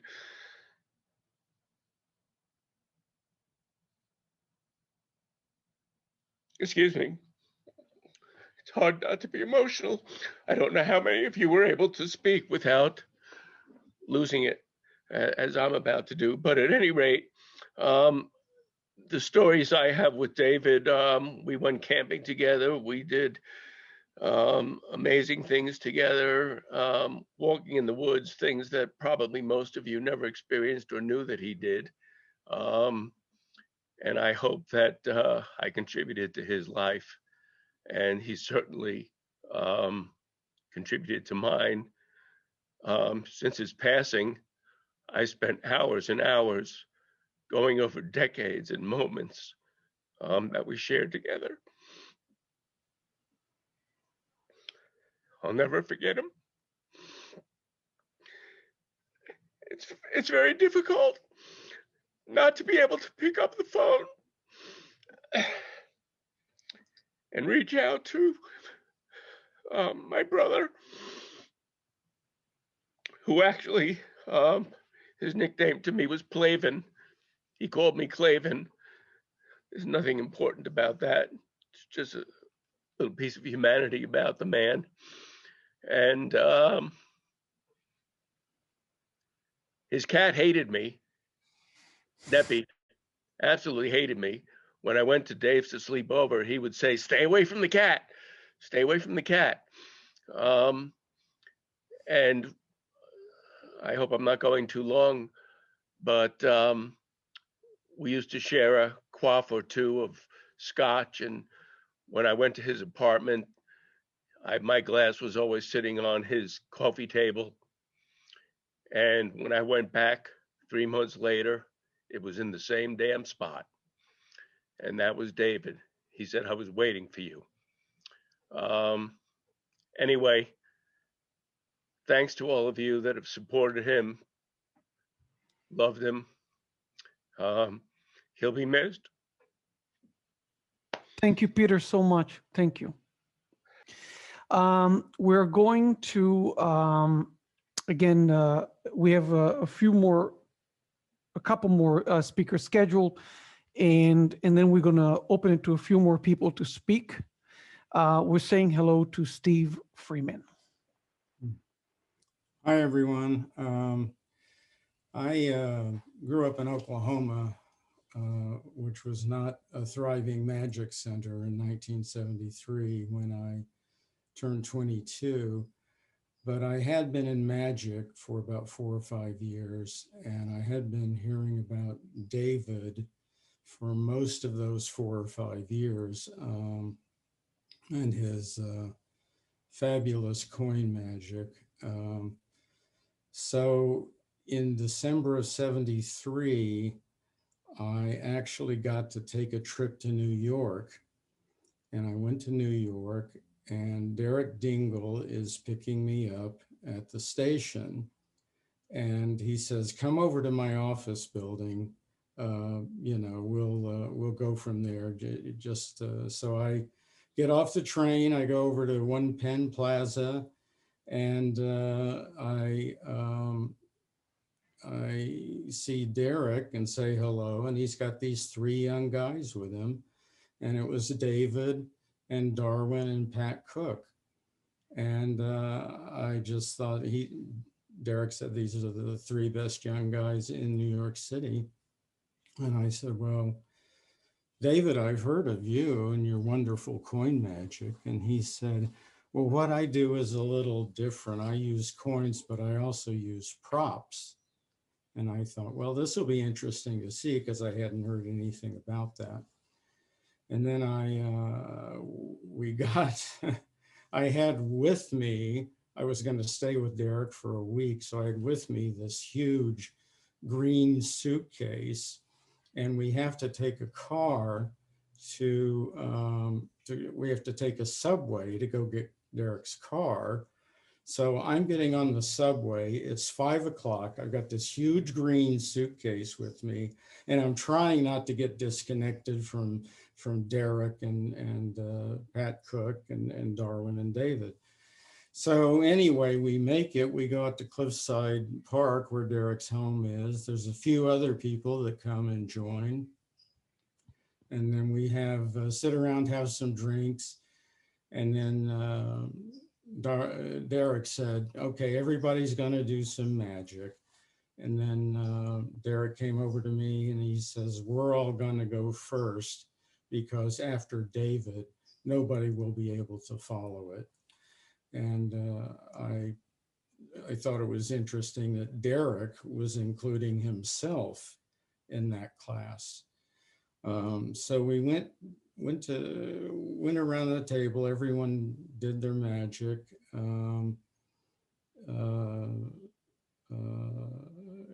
I got along well with everybody, and about 2 months later, after I go back to Oklahoma, I pack up my bags and I head out to the Magic Castle, and same green suitcase. And I get out there and I call Mike Skinner, and Mike says, well, guess who just walked in my door is Jeff Altman. And Jeff gets on the phone and we say, gee, we've heard of each other. Nice to meet you. And then they tell me that David is in town and that David Roth has also come out to the West Coast to live for a while. So as Jeff mentioned, the three of us developed the Magic Castle West, we called it, at the El Cerrito apartments. And Jeff had a lot of irons in the fire. He was trying to break into comedy. I managed to get a job, and I would come home from work, and it was dinner time, and David and I would either eat beef pies or we would sit around and play chess. And many's the time I watched David do coin magic, just one thing after another, just for me, just practicing. That's what he was doing. And he had the Okido coin box out, and I'd watched him do the routine where the coins come out of the box, the coins go in the box, and all of that. And I'd seen him do them over and over, and I got familiar with them. And then one day, he puts $4 half into the Okido box, puts the lid on, waves his hands, takes off the lid, and there's 4 dimes in the Okido box, and the $half are nowhere to be seen, 4 of them. They just disappeared. So he was capable of fooling you even when you'd seen him a long time. One funny note, it was around the time of the Magic Castle banquet, and everyone wanted David to go, and he didn't have a tuxedo. So Ron Wilson actually loaned David his spare tuxedo. Kuda Bucks loaned David a pair of shoes, and Charlie Miller loaned him a bow tie, and he drove to the banquet with Di Vernon, Joe Casari, Steve Lawrence, and Edie Gourmet. So that was quite a whirlwind, but that's what everyone thought of David. David, later he moved back to New York, and then I saw him again at the Kansas City convention. And he got off the plane. Scotty York picked him up at the airport. David said, I haven't been able to eat from New York to Kansas City. I haven't been able to eat. I need to eat. And Scotty York said, well, first you got to come up to my room.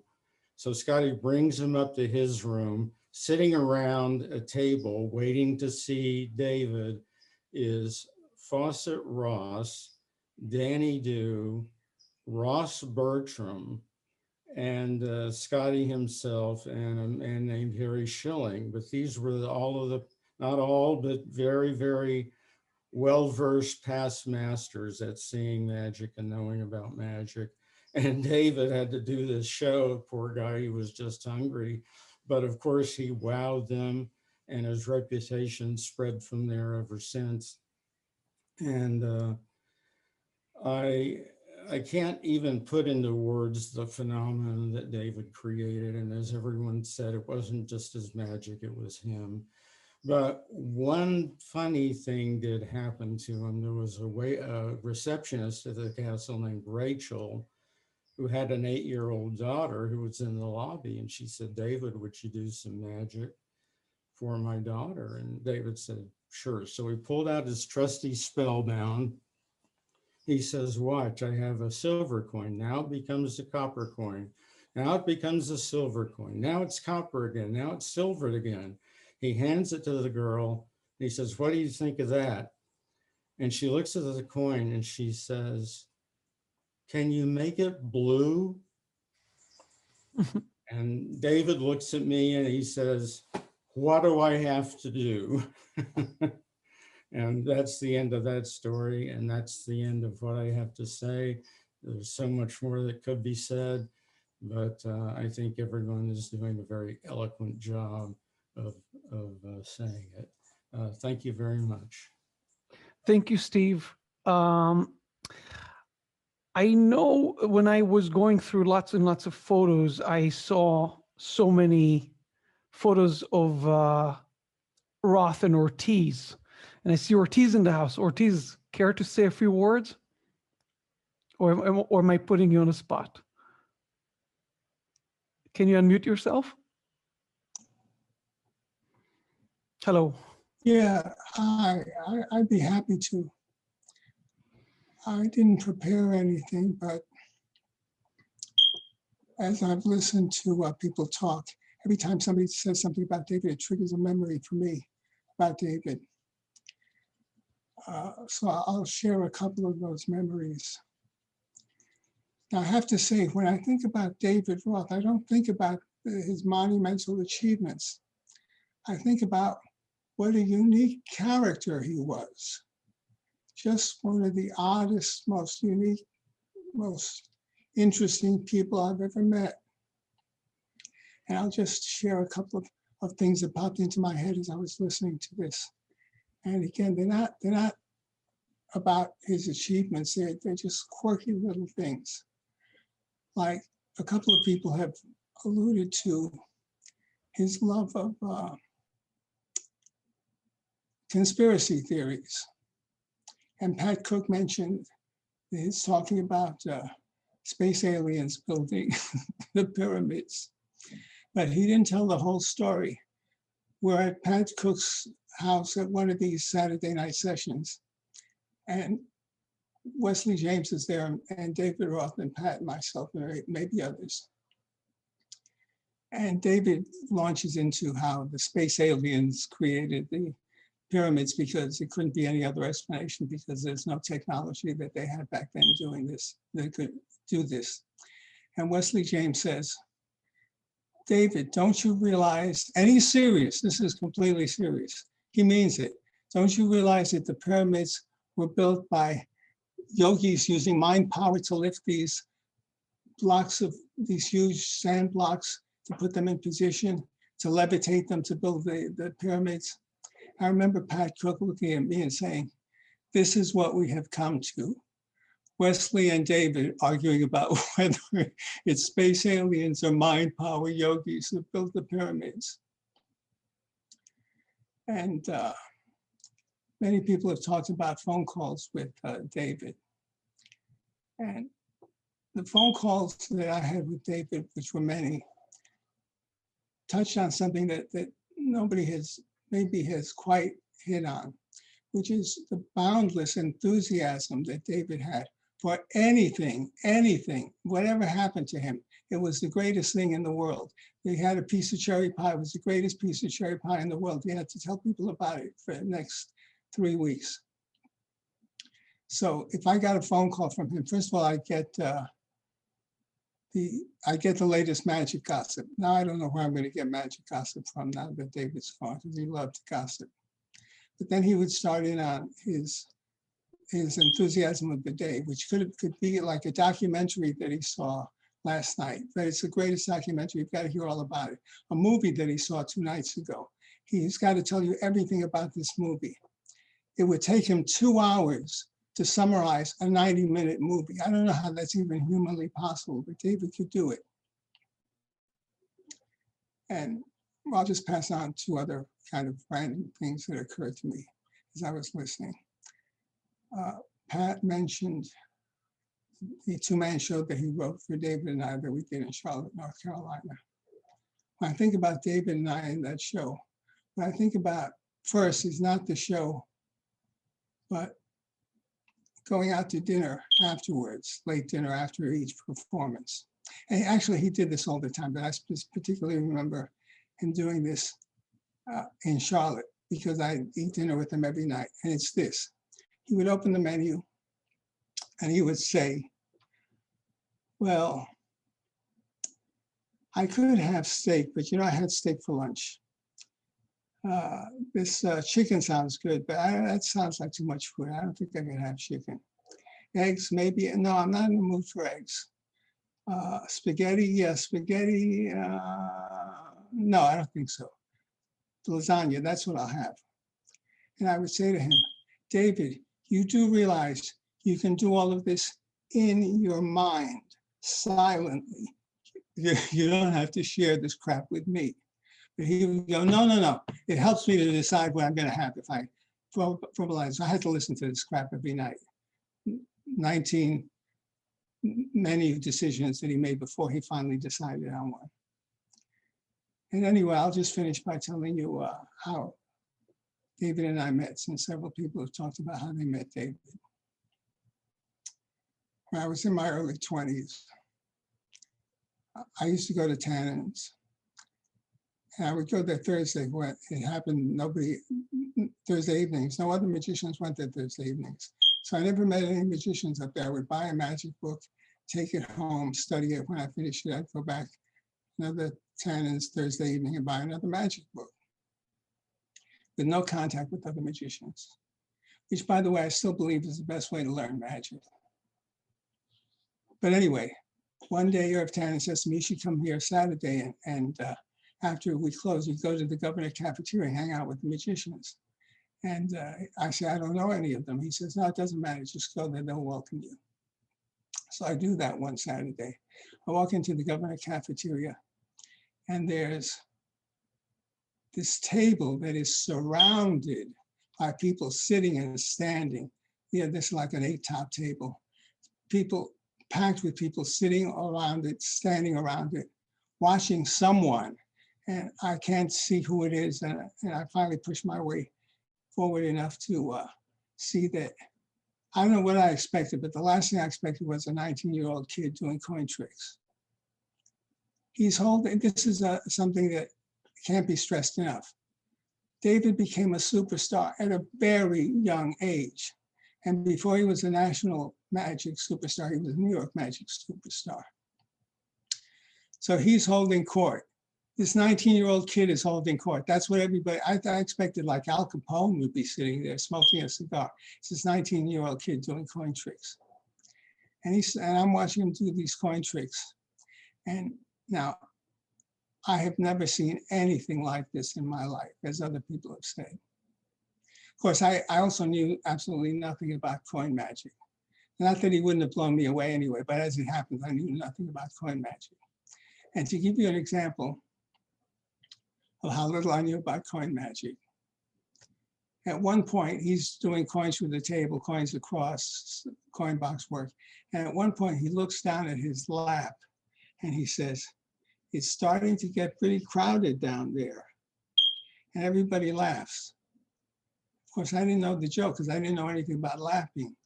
So I'm thinking, why is this guy looking at his genitals and saying that his genitals are crowded? But anyway, that's just an example of how little I knew about coin magic. But I watch him do this astonishing coin magic. And then he looks up and notices me and he says, you've never been here before. What do you do? And I say, I do card magic. And he says, make some room for him. And he's like the Godfather. All these old guys are watching this 19-year-old kid. And the 19-year-old kid says, make some room for him. And everybody shuttles aside so that I can sit down at the table.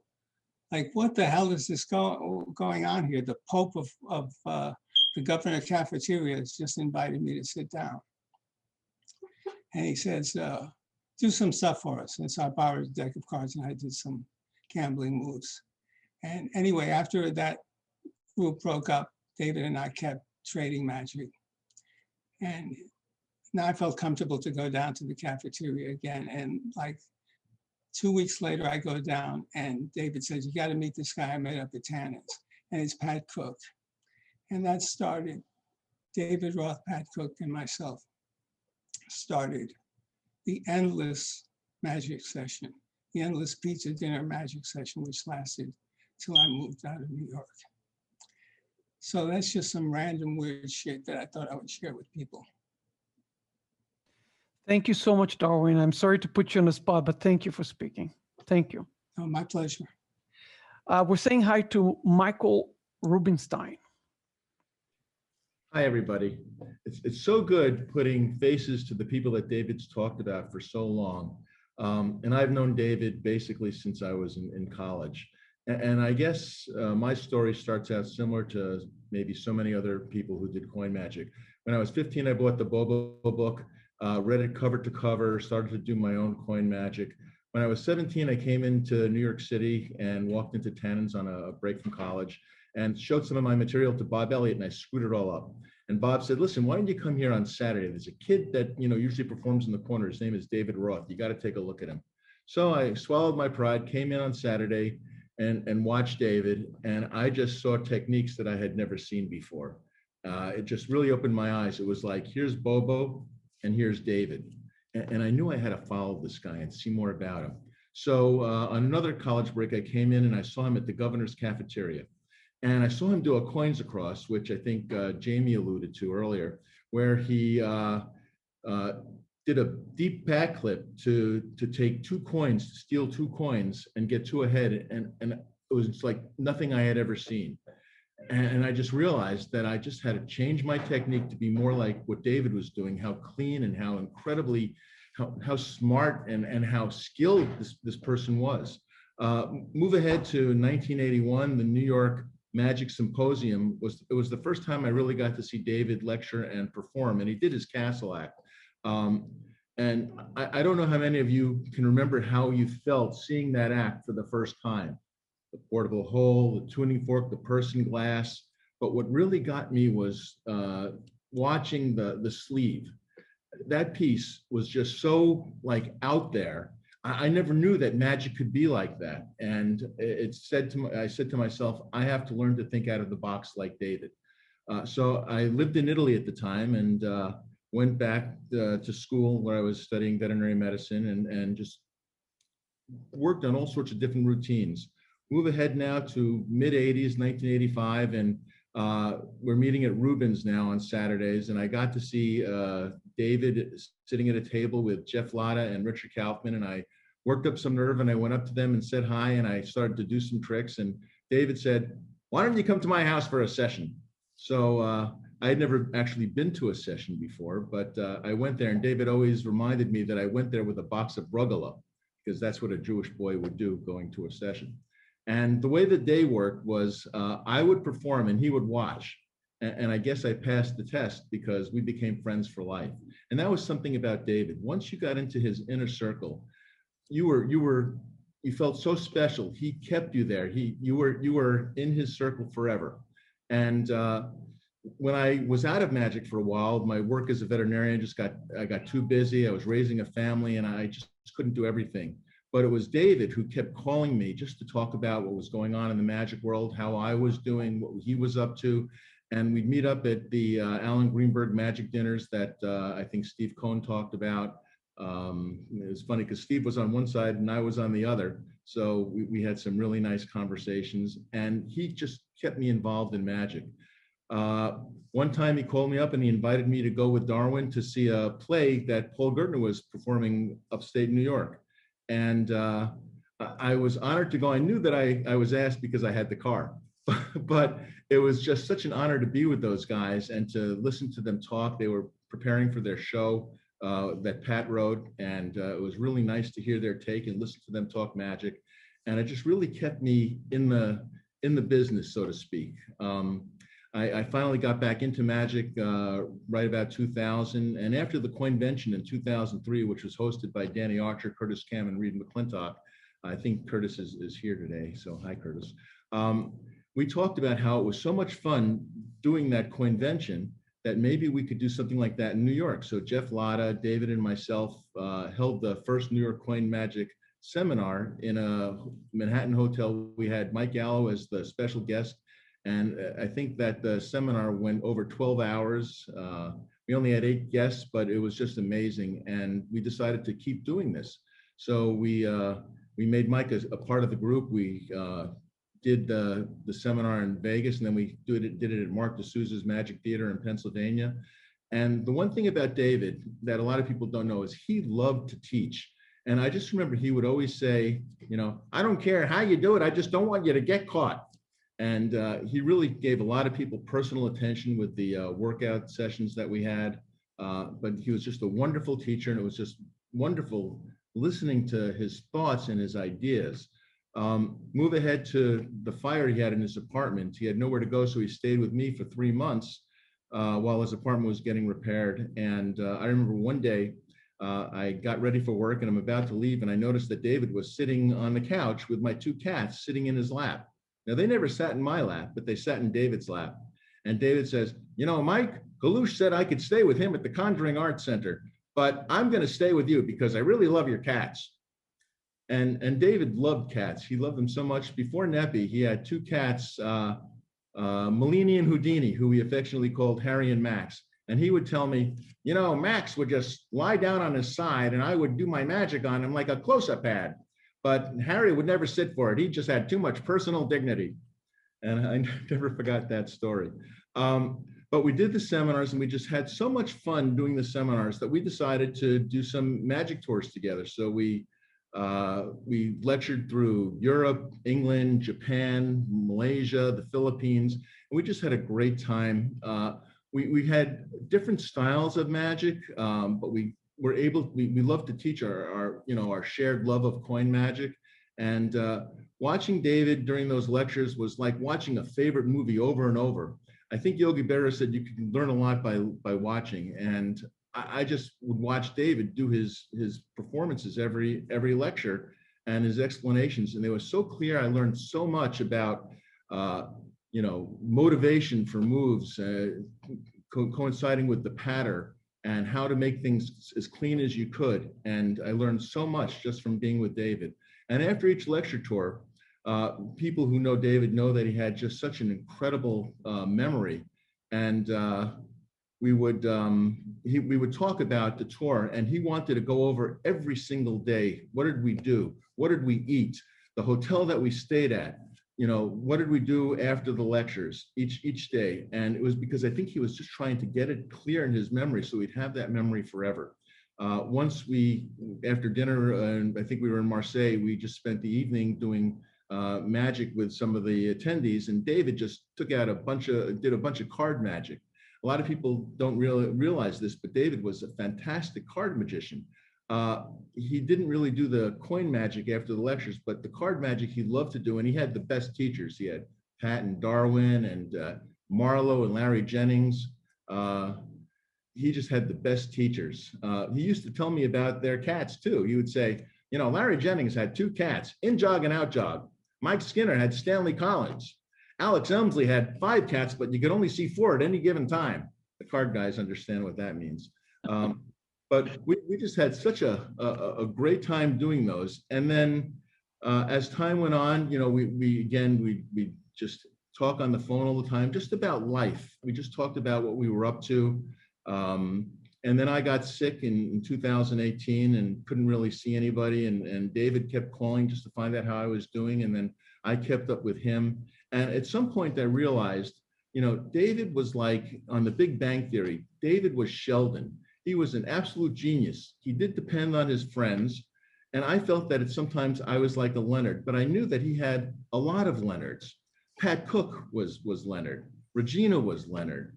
And there was Ricky Jay and Jeff Altman and Steve Friedman and Darwin and John Carney and so many others that they just knew that David had a special place in his heart for them. And they had a special place for David in theirs. And it's just really tough. I miss David so much. It's his birthday today. It just would have been a great day to talk to him and say happy birthday. I miss him. And I'm so glad that all of you are able to share such great stories. Thank you. Thank you so much, Michael. We're saying hello to Fisher, Jules Fisher. Hello. I'll just take a moment to chat.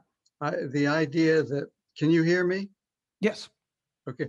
The idea that I'm invited to a celebration of someone so wonderful. And the real tribute in a way is who's there right now.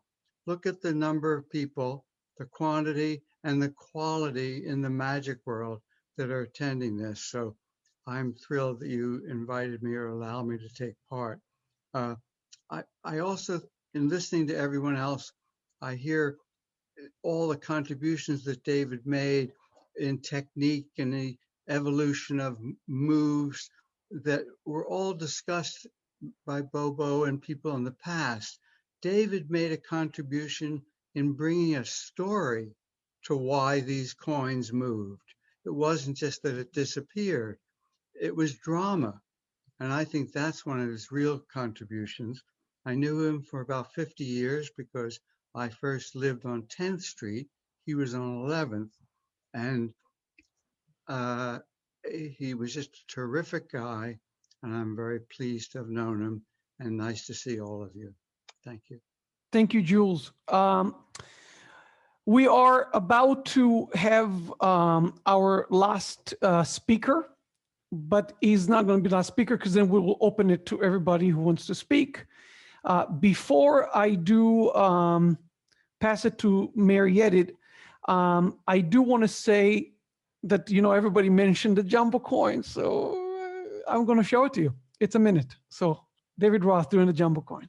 If I were to stand right here, show you that there's nothing up my sleeves, watch right there, because here's where it happens, right before your eyes. That's a coin. That's a $50, that's a 50-cent piece. I'll do the same thing. Backwards, you rub on the back, make a little move, and it's gone. You grab it over there, and you put it over there, and it comes out over there. Of course, if I put it back there, it jumps across to there. Many people think that when I put it here, I keep it in this hand, but I don't. It doesn't go up my sleeves, it goes up your sleeve. And then for somebody like you, watch, I make it a little larger. Touch that. Tell your friends you touched the biggest coin in the entire world. He trained the coin to do this. No problem. Thank you. All righty. I'm passing it to Mariette. Thanks. I love watching David. I've known David Roth since I was a teenager. We have traveled together, performed together, attended parties together, dined together. Most of all, we chatted, gossiped, and laughed together. It is with deep humility and genuine pride that I assume a role in this service. I am here as a representative of the Society of American Magicians, International Brotherhood of Magicians, and as a humble spokesman for the magic community at large. David Roth was truly a legend in magic who popularized the field of coin magic and revolutionized the way it was performed and pursued. The high level of coin magic that exists today would not have happened without David's hard work and his willingness and generosity to share it with us. As many of you have stated, I too performed and played with many of David's creations and enjoyed his many stories. He was a wonderful storyteller. But thinking back, I think his greatest influence on me was when he and Darwin Ortiz would sit at the cafeteria every Saturday and argue about the art of magic for hours and hours. I didn't realize at the time that what they did is they taught me how to think like a magician and respect the art of magic. Invaluable lesson for anybody, and I miss him dearly. This wand ceremony was created and performed at Harry Houdini's funeral in 1926. It has since become a tradition that is used whenever one of our own has passed. It symbolizes our submission to the mandate of the supreme magician to whom all secrets are known, even of life and of death. The one we walked with yesterday is silent today. A friend who we walked with has gone on without us. We shall miss him and remember him.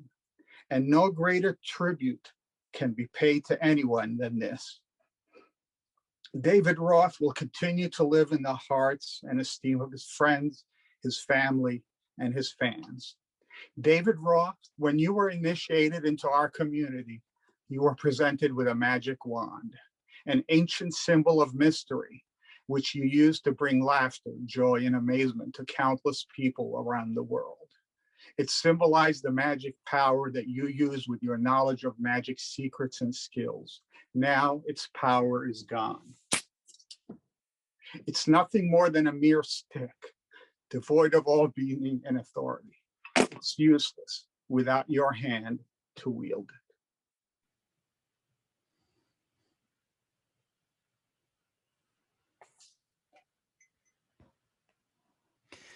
Thank you, Mayor.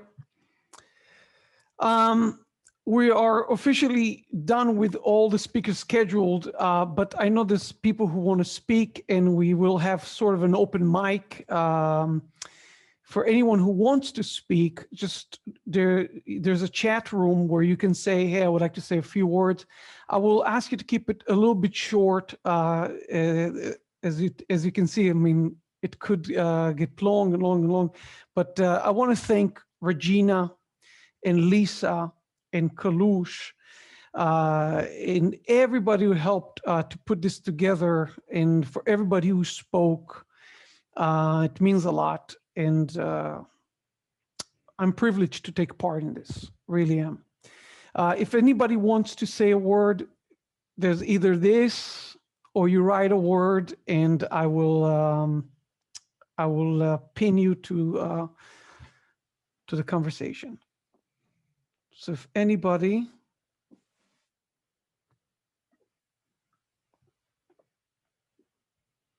Warren, 1 second.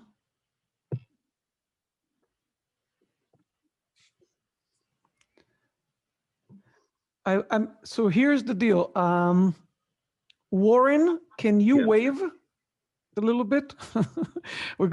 I tried to keep up everything so smooth and line up the next person, but now it's gonna be a little bit different. So Warren, you wanted to speak. Can you wave to me? Yes, I'm waving. There you are, and speak. Great. Thank you. Hello, everyone. You know, we heard so many tributes to David Roth.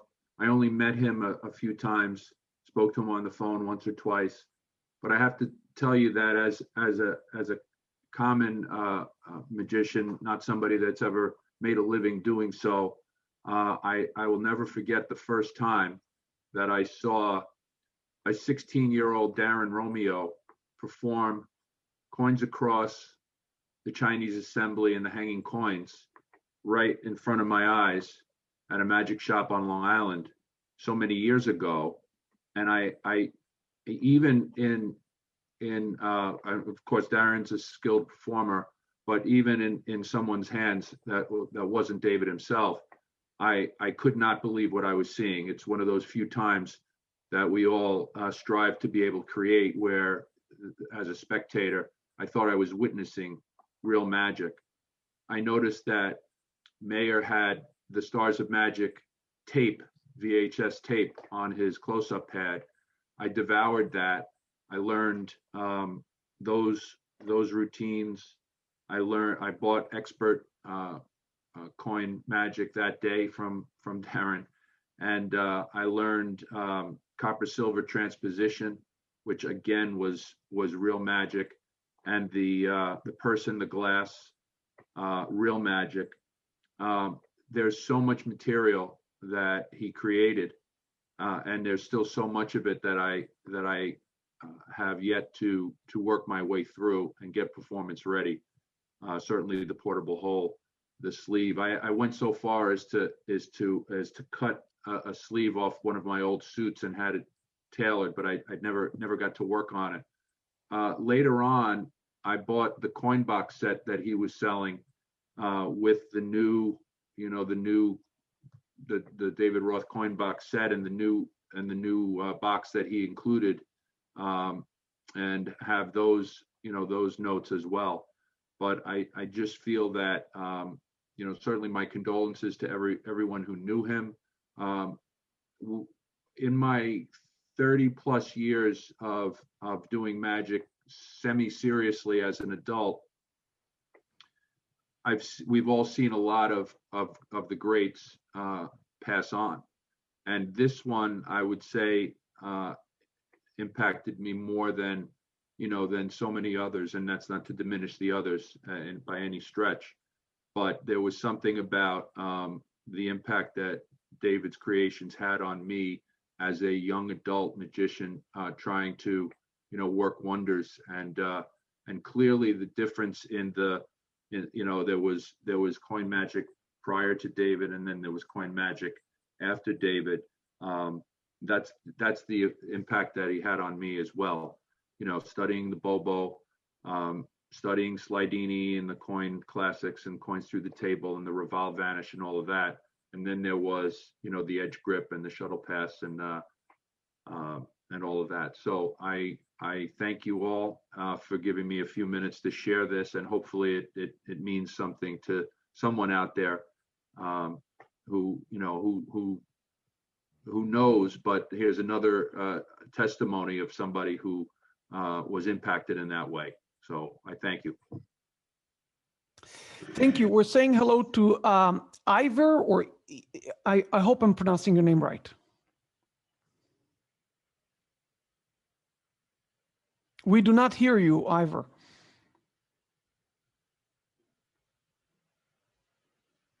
We don't hear you.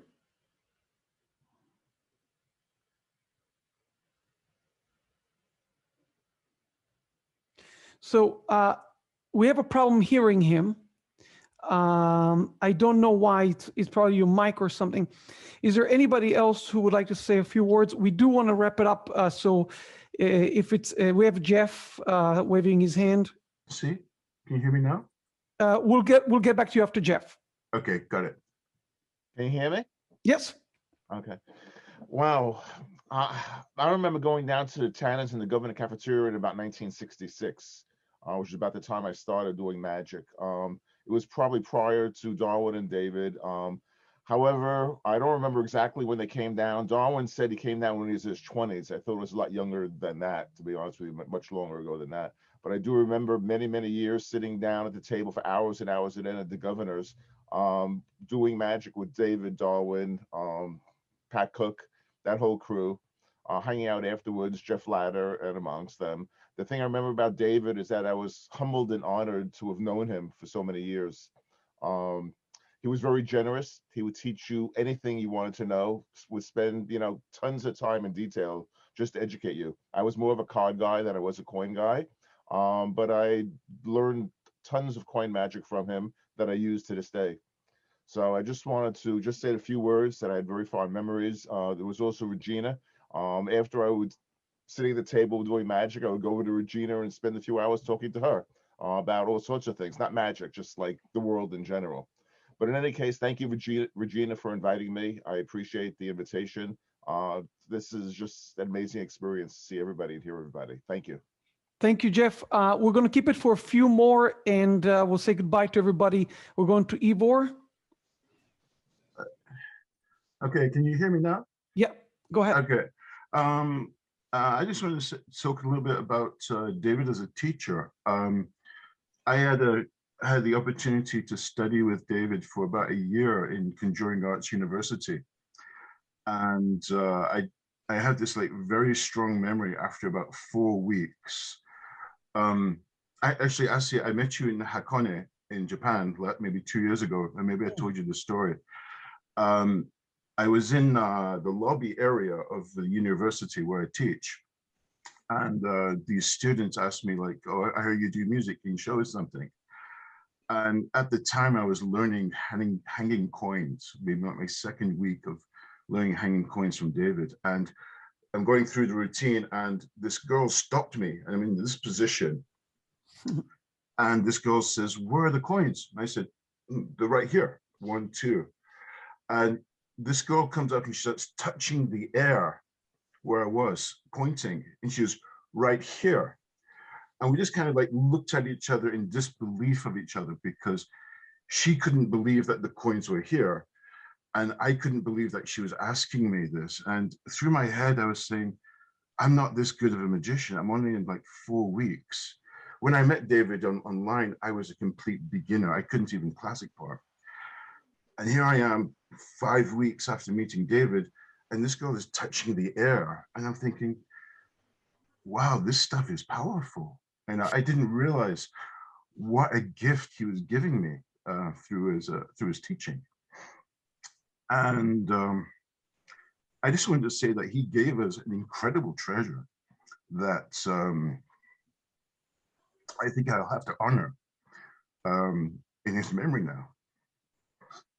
And in a way, he's like my father in magic.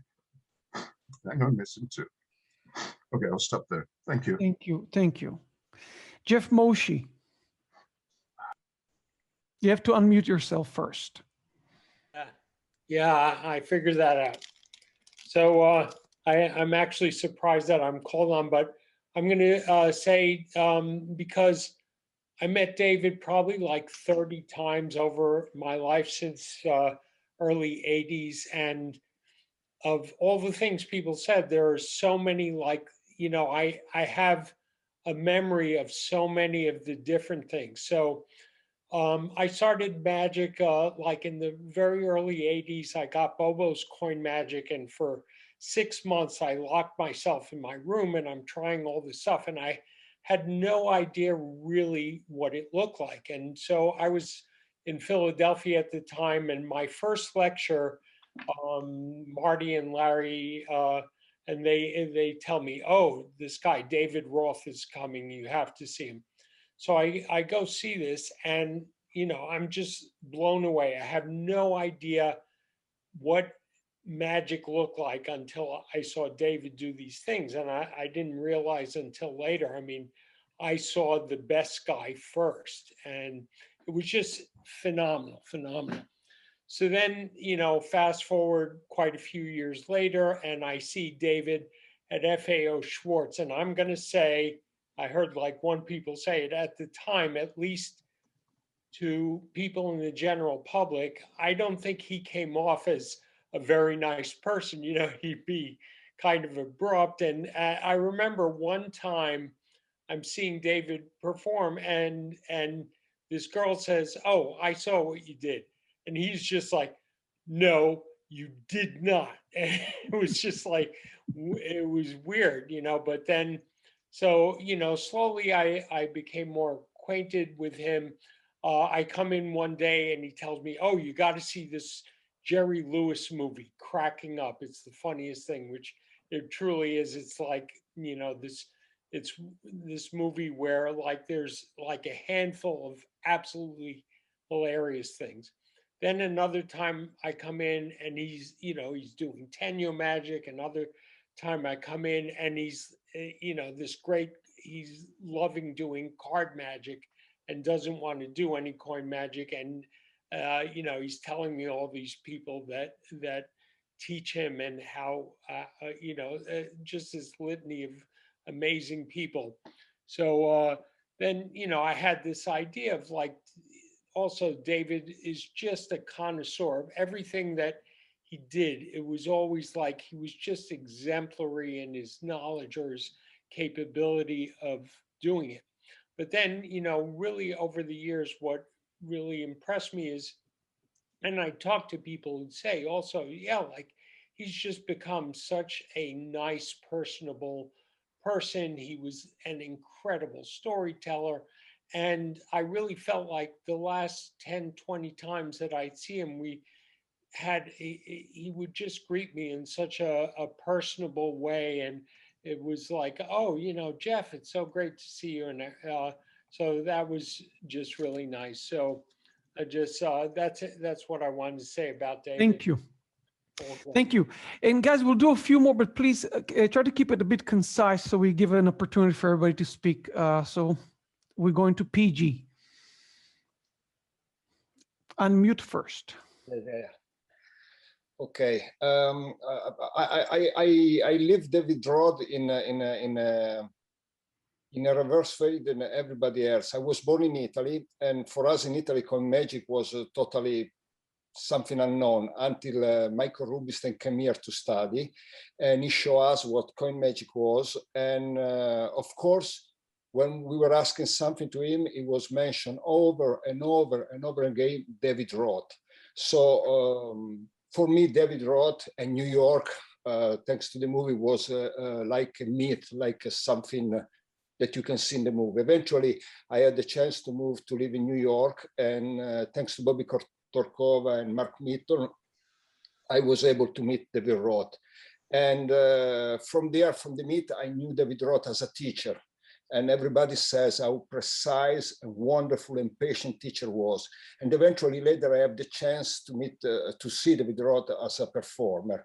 But thanks to Bill Kalush, eventually years later, and his conjuring arts research, we create this program where every week with me other people, I was able to see basically David Roth and work with him twice a week. And from there, I discovered David Roth, how wonderful storytelling was. And he was talking about this wonderful period that was in magic, that was the New York in the 70s. And we discovered together that we have this passion about these crazy mysteries. And one of them was Rennes-le-Château, and we spent a lot of time talking about Rennes-le-Château, and I was listening to him. He was even expert in that. He knew all the facts. But the most important thing that I arrived at the very end from Meet, I arrived to see David Roth perform for children. And each and every room in the hospital, we're talking about children really, really sick in the hospital. And each and every children was open his eyes, and the most common comment was, "You are a real magician." And at this point, David Roth was teaching to these children things that he was paid, incredible things, incredible move, incredible thing. And in my mind, I say, look at that. If only this kid knew that the best coin magician in the world was teaching his big secret to him, was amazing. But he was at the most humble and loving a human possible level that you can imagine. So that's my experience from me to the real man. Thank you so much. A few more, again, thank you so much for keeping it concise. We're going to Bill Wells. First, unmute yourself. Press the unmute button on the bottom left, unmute yourself. There's a little icon of a microphone with a slash. Got it. There we go. Can you hear me now? Yes, we can. You know, I look at everyone here, and what a great testament to David. If all of these people were at a magic convention, it would be the greatest magic convention in the world. And it's all for David. Everyone has talked about the genius and the skills of David, and they are unmatched. But the humanity of David was so important. And someone alluded to his naivety. And we first heard about David. Derek Dingle had a job in Washington, D.C., where I lived. And he came back visiting with Scotty York and myself and others, raving about this coin genius named David Roth. And later, recently, very soon after, Scotty got to go to New York and see David, and he came back raving about David. And as his fame grew, he started being booked at conventions, and he was booked at a regional convention in New England. And Scotty and I were going to this convention, so we stopped in New York to pick David up. And it was David's first trip out of New York to go to New England. And later on, Steve Freeman was talking about Scotty picking him up from the train in Kansas at a convention. And Steve, I think that was the convention where David booked the train leaving New York in the morning, thinking that he would arrive in Wichita that evening, not realizing that it was an overnight trip to get to Wichita. So that's why he was so hungry when he got there. And finally, it was my great privilege to write the cover article for David when he was on the cover of Magic Magazine. And to do this, he spent 4 days with Scotty and I in the Washington area, and I interviewed him over those 4 days. And I got to really know David and hear all of these great stories you alluded to. And that was one of my great experiences in life. And I too miss you, David. Thank you. Thank you so much.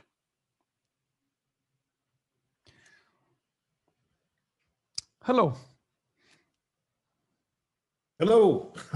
I just wanted to share real quickly my condolences to the family and to the real close friends to David.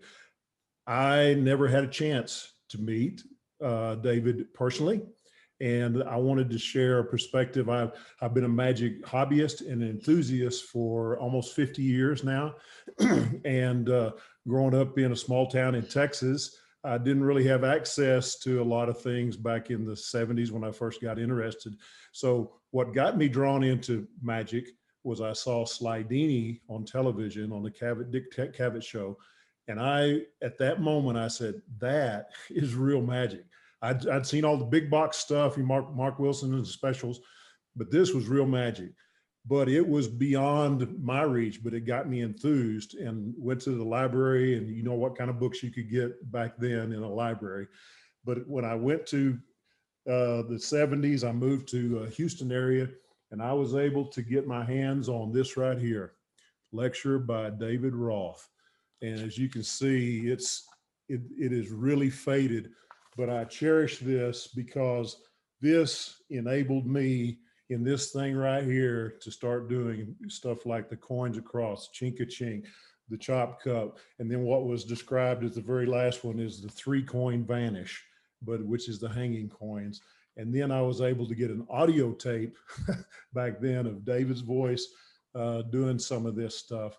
And I just want to share with the family that his influence beyond those he met is still going on through these things, and obviously like his book.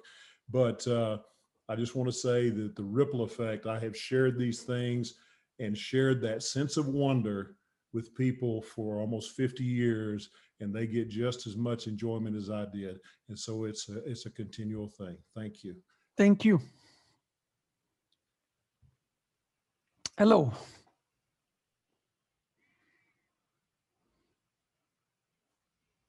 Hi. I didn't know David personally, but I had the opportunity to take online classes through the Conjuring Arts with him. And when I saw they were offering the classes, I signed up right away.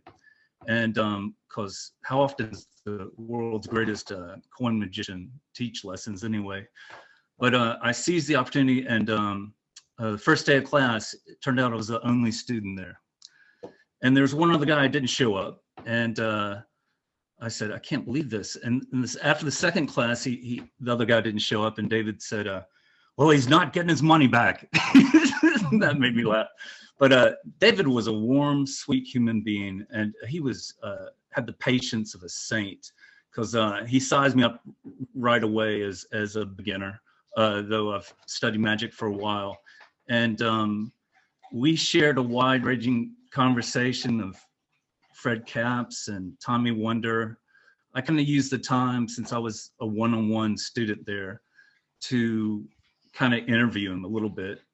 And we talked about Dave Vernon, his time on David Letterman.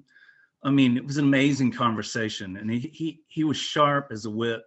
He was a sweet guy all the way around. He let me show a magic trick that I'd made, and I said, have you ever seen anything like that? He said, not just like that, but there's something like that, kind of like that in Bobo's. I said, you mean Bobo has stolen my trick? He said, yeah, you need to write him a strongly worded letter. And that cracked me up, a strongly worded letter. But he had the patience, he indulged me. He taught me copper, silver, brass, anything I wanted to know. And since we had a one-on-one conversation, he was just such a sweet guy. And I treasure those times studying under him. So he was the world's greatest coin magician. There's no doubt about it. Thank you. Thank you. We're going to Joe Monty.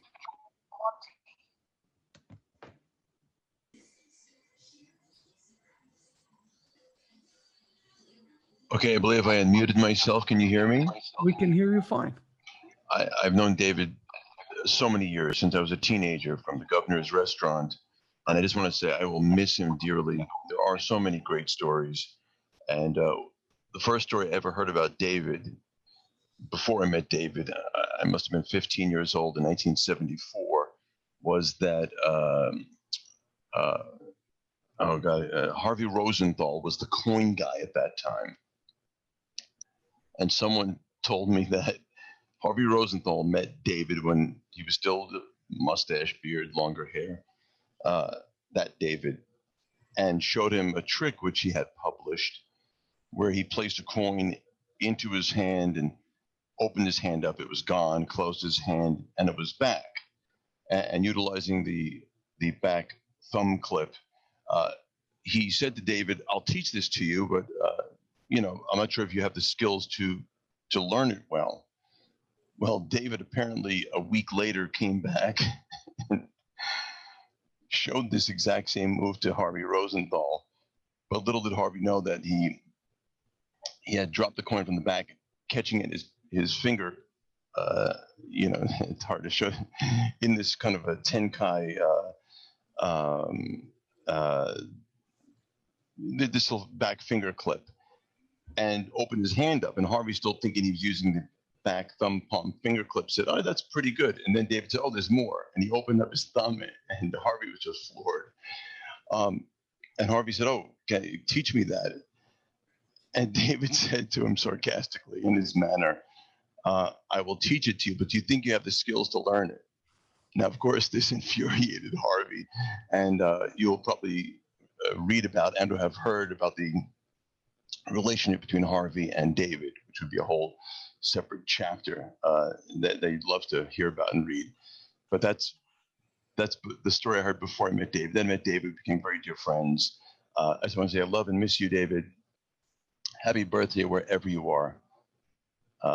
You always call me the guy with the biggest hand you've ever seen, and if you had them, you'd be able to produce bigger coins. So God bless you. Thank you. Thank you. We're going to Elliot.